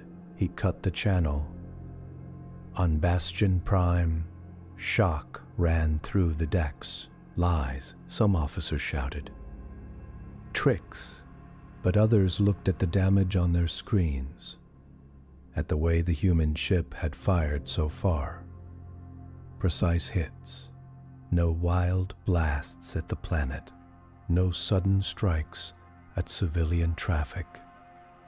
In the core, a few brave Voric made a choice. Evac core workers, a mid-level commander, ordered, voice shaking. They did not know if it really mattered, but they did it. On Voris, the high command chamber filled with angry voices. They dare to threaten our greatest fortress and talk of mercy. Snarled a high warlord. They broadcast to the whole system before striking. Said a quieter voice. "Our crews will remember that. Our citizens will remember that." Silence. The Supreme Marshal barked. "All fleets, prepare for total rush on the human ship the instant our station takes a hit.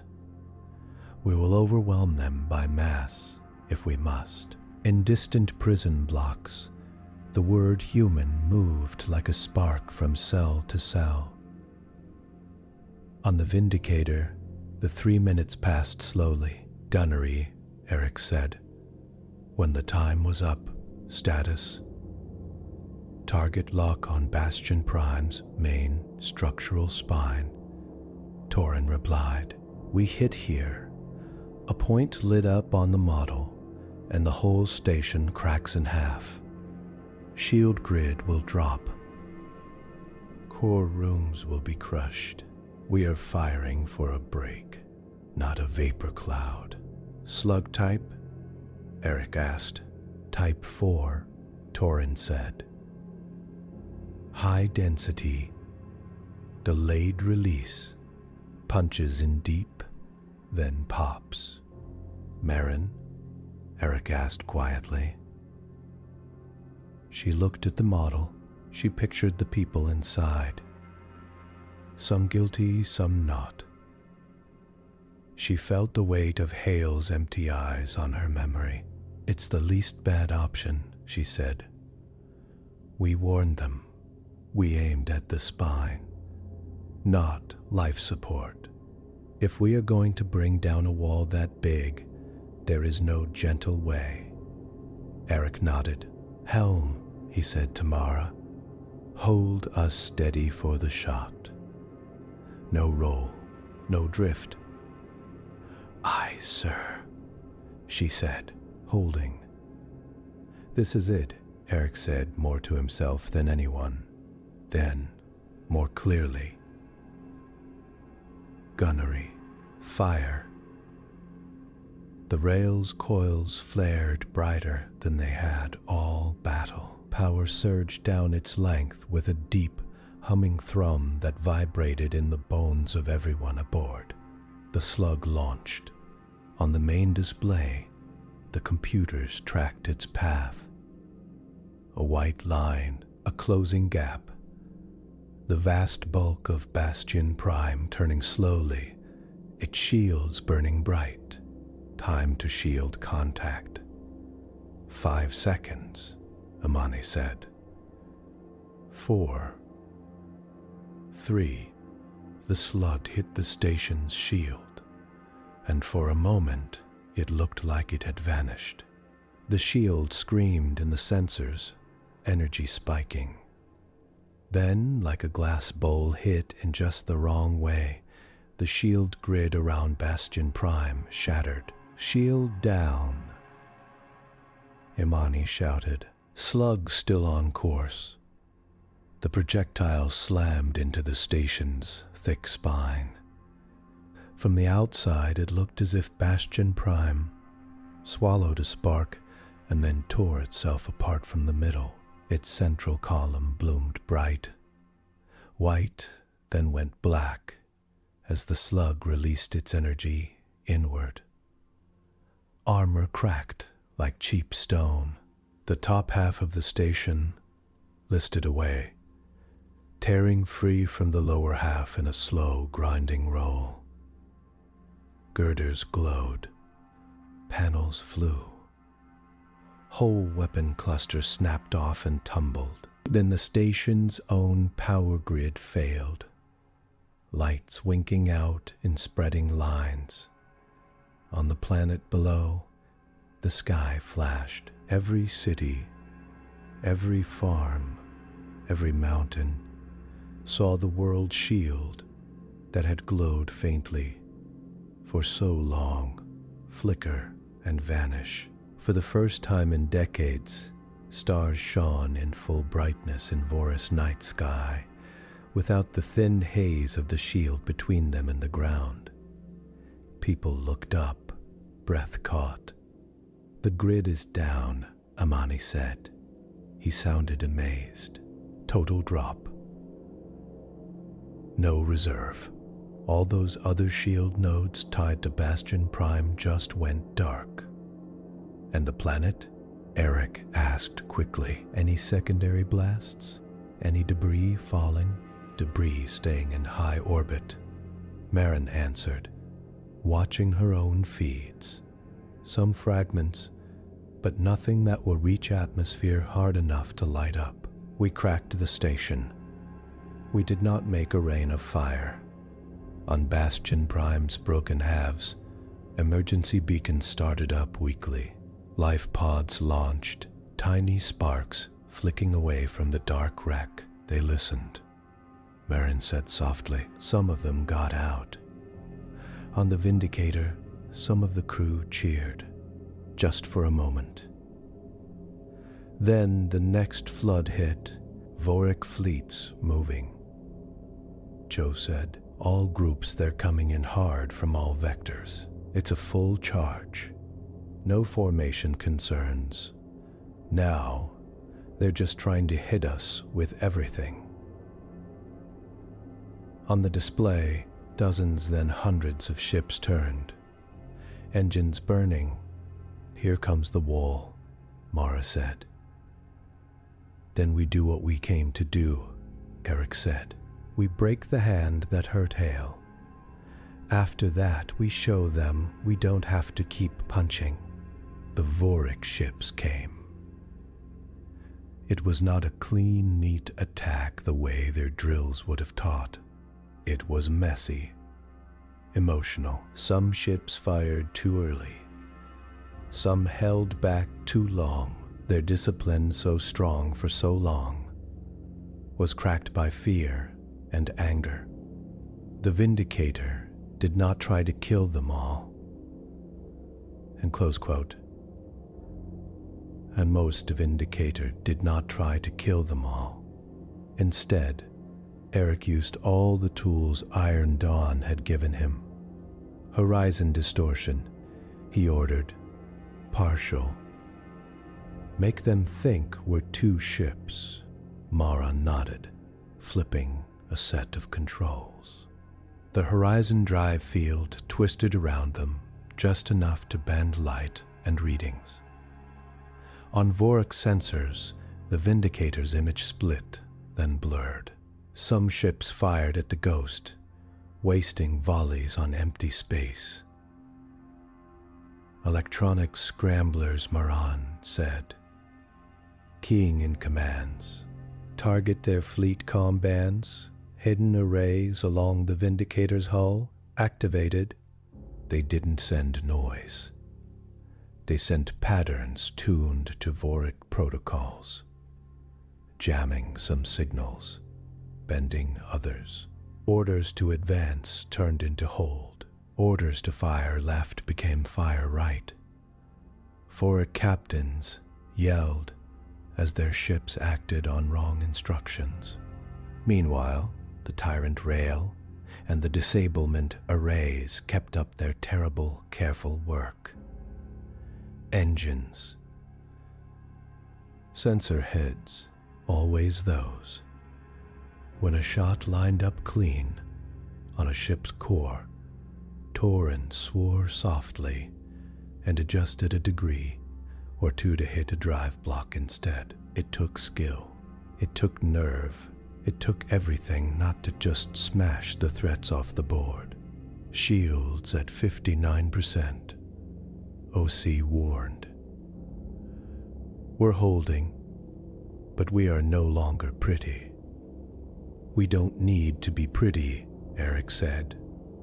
We need to be precise. Minutes stretched. One Voric destroyer, damaged and out of control, turned on a path that would take it straight toward the planet. Its drive hung half-shattered. Fire trailed from its midsection like a tail. Impact risk, Eric snapped. If it hits atmosphere with that much mass and speed, Marine began. It'll hit like a small meteor. Imani finished. Local damage may be a city-level event. Target its hull, Eric said at once. Gunnery. Aim for broadside. Break it up into smaller chunks before it falls. Commander. That's a waste of a slug, Torin said. That's not a threat to us. It's a threat to the people down there who had no say in this war. Eric said sharply. Fire. The slug shot out, catching the crippled destroyer across its middle. The ship split into 4 big pieces that spread out more, slowing in different paths. They would still fall, but scattered, their impact turned into a series of small, high-altitude burns. Space junk, not city killers. Thanks, Marin said softly. Eric did not answer. He was too busy watching his own mind, making sure no quiet voice in him whispered. You could have used that shot somewhere more useful. On Voris in the High Command chamber, alarms blared and power flickered as the orbital grid faltered. They are not even using their full power on us, a warlord shouted. They are wasting shots, protecting civilians. Then their weakness will be their end, the Supreme Marshal said. But another voice, older and quieter, spoke up in the back of the chamber. If they are so weak, the old Voric said, why have they taken our border, cracked our greatest station, and left our fleet spinning without killing us all? Weakness is not what I see. No one listened. Or maybe they did and did not admit it. And did not admit it did. The battle in space reached a turning point. Half the Voric ships were disabled or in retreat. The rest, still functional, began to pull back, not as a tactic, but as a reflex. Get away from the thing that cut them apart so strangely, Commander, Cho said slowly, or getting a direct hail from Voric High Command. Not a captain, the top.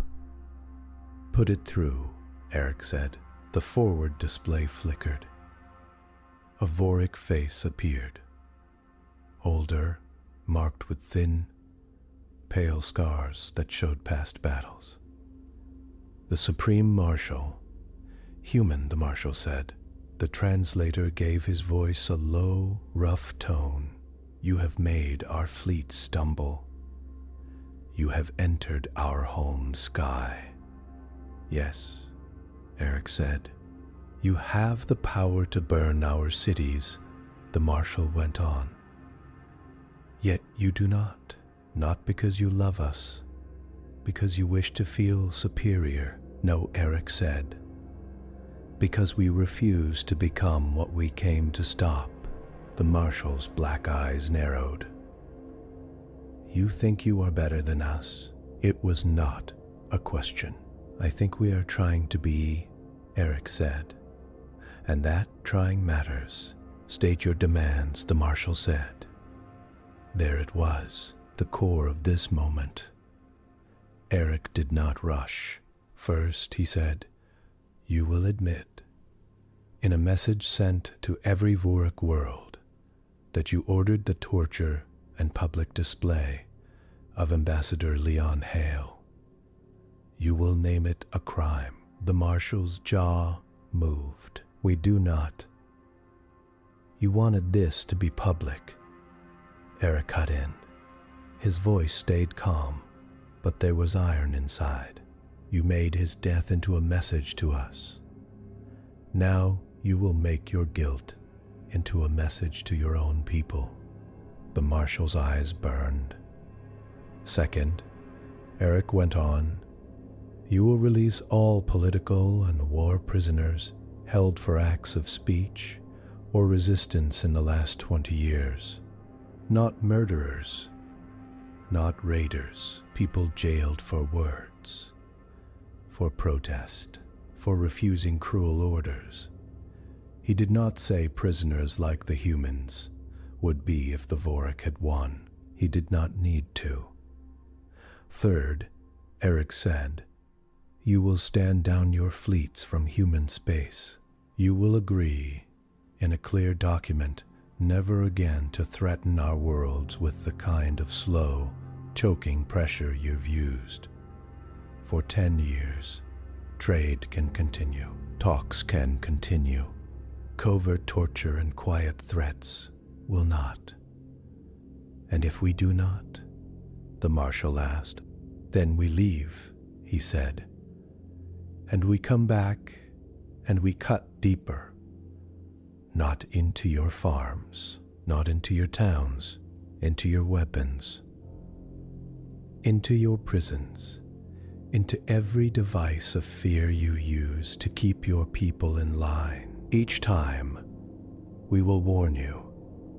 Each time, we will aim with care. Each time, the damage will be harder to hide. He let a beat pass, and you know now that we can do it. He finished. We took your border. We broke Bastion Prime. We are still here. Silence stretched on the planet, in homes and factories and barracks. Some people with access to local feeds were already replaying the humans' last broadcast, the one before the shot at Bastion Prime. We did not come to take your world, they heard him say. We came to end your cruelty. Those words, simple as they were working on them. On the Vindicator's bridge, no one moved. No one breathed loud. Finally, the Supreme Marshal spoke. You leave our cities alone, he said, voice flat. You do not land troops. You do not send puppet rulers. You do not fly over our capitals with threats. We do not want your land, Eric said. We do not want to rule your people. We just want your knives out of our throat. And theirs. He nodded toward the planet. The Marshal's eyes flicked aside to someone off-screen. There was a low, rough exchange in Voric. The translator did not catch it all, but a few words came through. Can't hold. Already seeing broadcasts. Fear in the barracks. The Marshal looked back. "You will withdraw your ship beyond the edge of this system," he said. "You will power down your main gun. You will not fire again unless we violate your space, or break this surrender." "Surrender," Marin repeated under her breath. Eric met the Marshal's gaze. "You will send the public message?" he asked. "Name the crime." The word sounded like it had been dragged over stones. "We admit it. Leon Hale was tortured and killed under my order. On Voris, that admission would spread like heat through metal." "You will free the prisoners?" Eric asked. "There will be reviews." The Marshal began. "Not good enough," Eric said. "You will free them. All those held for speech and resistance. You will allow a neutral team to confirm it." "Neutral team?" the Marshal asked, sneering. "Humans?" Mixed Marin cut in. "Human. Voric who have opposed torture, and perhaps observers from other nearby species who have stayed out of this so far. You know who they are." The Marshal's eyes flashed. She had touched a nerve. Even now, the Voric worried more about what other powers would think of a public verified surrender than about another human shot. "Very well," he grated. "We will free them, and we will accept a team." Eric did not smile. This was not a time for that. "Then we have a deal," he said. "Transmit your terms and acceptance on official channels. Once we see the message broadcast to your worlds, we will begin pulling back." The screen flicked off. On the Vindicator, there was silence. Then a sound broke it. Not cheers, not shouts, a long collective breath. "It's over?" Mara asked softly. "No," Marin said, "but the worst part might be." Minutes later, Voric system channels lit up with an official message. The Supreme Marshal's face filled every screen. He spoke the words like poison, but he spoke them. "The Dominion admits to the killing of the human Envoy Leon Hale." The translation ran along the bottom for human listeners at Alliance command. "This act was ordered by me. It was a mistake. From this day, torture of envoys and prisoners for political display is banned." He went on, listing new rules, new adjustments. He did not use the word surrender. He did not say we were wrong more than he had to. But the meaning was there, in the fact that he had to say anything at all. On Voris, in a cell block where prisoners had been held for speaking against the regime, doors slid open. Guards, looking stiff and ashamed, called out names. "You are free." On Earth, in the Situation Room, some leaders wiped tears from their eyes when they heard those words, not just for Hale, for the idea that his death had not just lit a war, but opened cages. On the Vindicator's bridge, Comms Cho nodded. "Message confirmed system-wide," she said. "Alliance Council acknowledges this as surrender of Voric military initiative. They are calling the battle over." Eric leaned back slowly. "All ships," he said over the internal channel. "This is Commander Stone. Voric High Command has accepted our demands. They have admitted their crime against Ambassador Hale. They are freeing political prisoners and pulling their fleets back from our borders." He paused. "We won," he said simply. "But not the kind of win some of us dreamed about in our angriest moments. We did not take their worlds. We did not burn their cities. We took their right to hurt without answer. He let that settle in. Now we hold to our side, he said. We will not strike again unless they break this surrender. We will move to the edge of the system, power down our main guns, and wait as guardians while the changes begin. Stand down from battle stations. Begin damage assessment and repair. And take a moment. You have earned it. He cut the channel. Around the ship, people sagged with a tiredness that went down to the bone. In the mess, someone started to laugh, half crying. In the med bay, Dr. Mbeki sank onto a stool and let herself close her eyes for the first time in hours. In one of the small crew bunks, Mara sat alone, shaking. Her hands remembered every moment she had wanted to push the Vindicator faster, closer, harder. The times she had nearly said, "Forget restraint," hit them.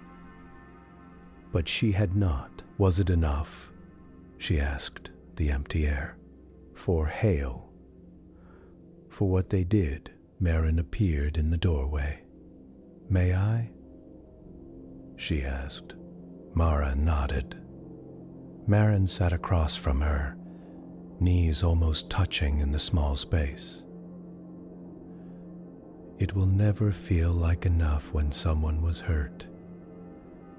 The way Hale was, Marin said. No victory can bring him back.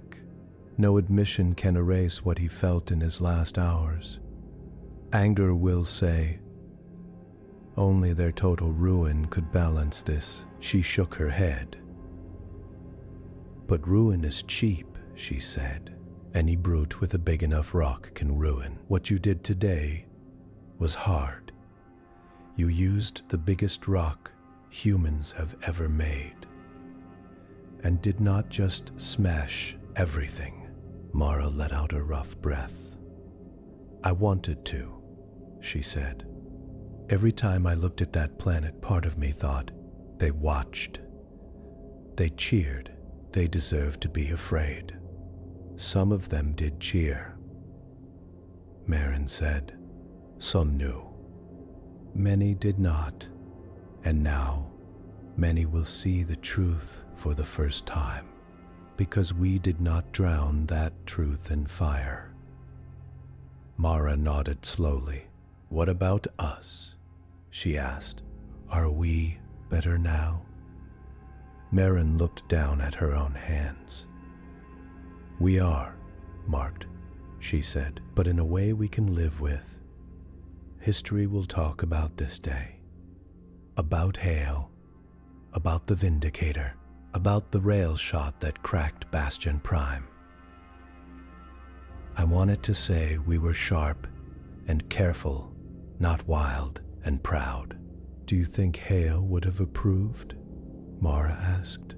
Marin thought of his last speech. I think he would be heartbroken that it came to this, she said.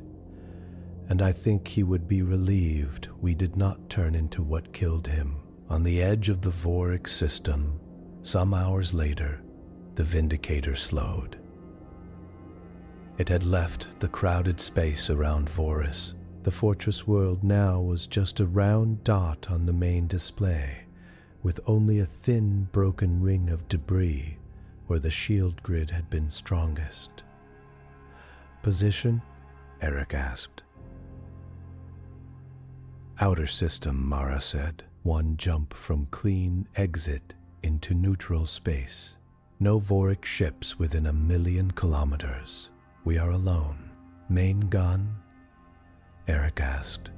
Powered down, Torin replied. Coils cooling. Slug bays sealed. It feels weird, sir.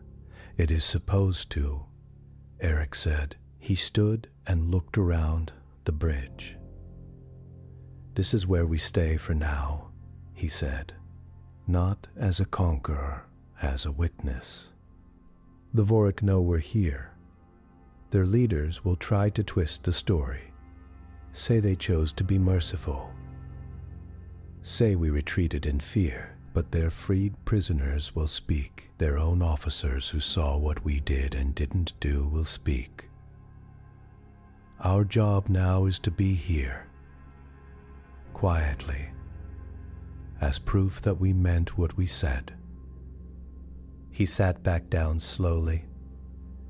Power to quiet watch mode, he said. Let's look like what we are. A patient guardian, nothing more. Lights dimmed.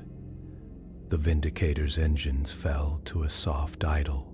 Only the bare, necessary systems stayed bright. On the hull, external lights glowed a gentle blue, not the harsh red of battle status. From here, the ship looked almost peaceful. In the great halls of the United Earth Alliance on Earth, people celebrated. Some did it loudly, parades, music, speeches. Screens showed images of the shattered Bastion Prime, of Voric prisoners stepping blinking into sunlight, of the Vindicator hanging alone in the dark like a watchful eye. Some did it quietly. For Hale, for every person lost along the way. Letters sent to crew families, messages passed to children. Remember this. Remember that we did not bomb their cities, even when we could. Not everyone agreed with the outcome. In some net channels, angry voices shouted, "We should have taken more from them. We should have left them in ruins. What if they lie? What if they break the deal later?" Admiral Kessler answered those voices in a public address. "If they break the deal," she said, "we are not weaker for having tried to end this with limits. In fact, we are stronger. We know now that we can fight with rules and still win. We know we can be angry and still choose what kind of people we are." She looked at the camera, at the billion eyes behind it. "That is the lesson of the Vindicator," she said. "Not that we made a weapon that can break a fortress. That we made people who can hold that weapon and not break themselves." Years later, people would still argue about whether Earth had been too kind or too hard. Some would say that a more crushing victory would have made the Voric understand faster. Others would say any use of such a ship was already too far. But there was one thing no one could deny. Humanity had answered the worst blow the Voric could give without turning the stars into a graveyard. On the Vindicator, life shifted slowly from battle to watch. Repairs finished. Bruises faded. People slept whole nights again. Some crew rotated off, going home to Earth, Mars, the Belt. New crew came on, chosen for steady hands and clear heads. In a quiet moment on the dimmed bridge, Eric sat alone, watching the faint light of the fortress world on the screen. It reminded him of a wounded animal panting after a fight. Dangerous still, but not as sure of its own strength. The soft sound of the door made him look up. Marin stepped in. "Council sent a message," she said. "They want you to come home for a time. Speak. Answer questions. Let people see the man who held the rail shut as much as he fired it." Eric gave a small, tired smile. "I was hoping to just vanish into a quiet post on Luna," he said. "You won't get that yet," she said. "You carry a story now. People need to hear it from someone who was there." He looked back at the stars. "They need to hear that we were afraid," he said.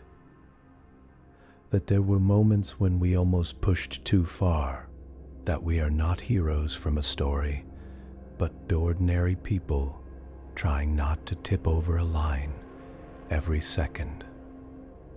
Then tell them that, Marin said. Tell them that being good is not a feeling. It's a series of choices. Some of them hurt. He nodded. Will you stay with the Vindicator? He asked. For a while, she said. Someone has to keep watching the patterns. Make sure our guardian does not quietly become a ruler without noticing. They both knew that could happen. Power had a way of changing shape if you stopped looking at it. Eric stood and walked closer to the main display. The stars seemed close enough to touch. If the Voric never break the deal, he said, someday this ship will be just a story. A warning we kept on a shelf and never used again. And if they do? Marin asked. Then we use it again, he said. With the same rules. With the same pain, with the same care. Or we shut it down before we lose that care. And yeah, he can before we lose that care. He touched the edge of the console gently. For Hale, he said. For Hale, Marin echoed. Somewhere down on Voris, in a small square, in a poor district, a freed prisoner stood on a box and spoke to a gathered crowd. I was locked up for saying this world could be different, she said. For saying we did not need cruelty to be strong. I was beaten for it. I lost years. But now I stand here because someone from the stars believed the same thing and came with power and rules, not just power. A child in the crowd raised a hand. Are humans better than us? The child asked. The freed prisoner thought of the broadcast she had heard. The human voice saying, we did not come to take your world. The single shot that had broken the huge station but not lit the sky on fire. No, she said.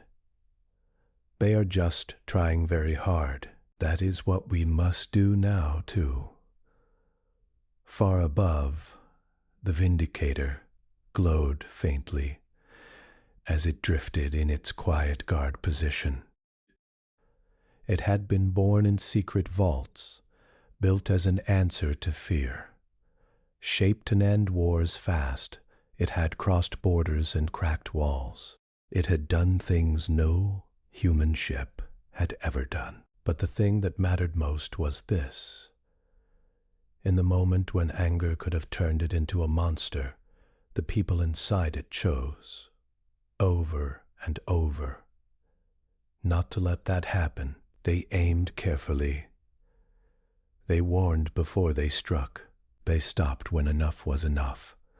They honored a fallen envoy, not by matching the cruelty that killed him, but by proving that the peace he worked for could be defended by clear, deliberate force. In the dark, the Vindicator waited.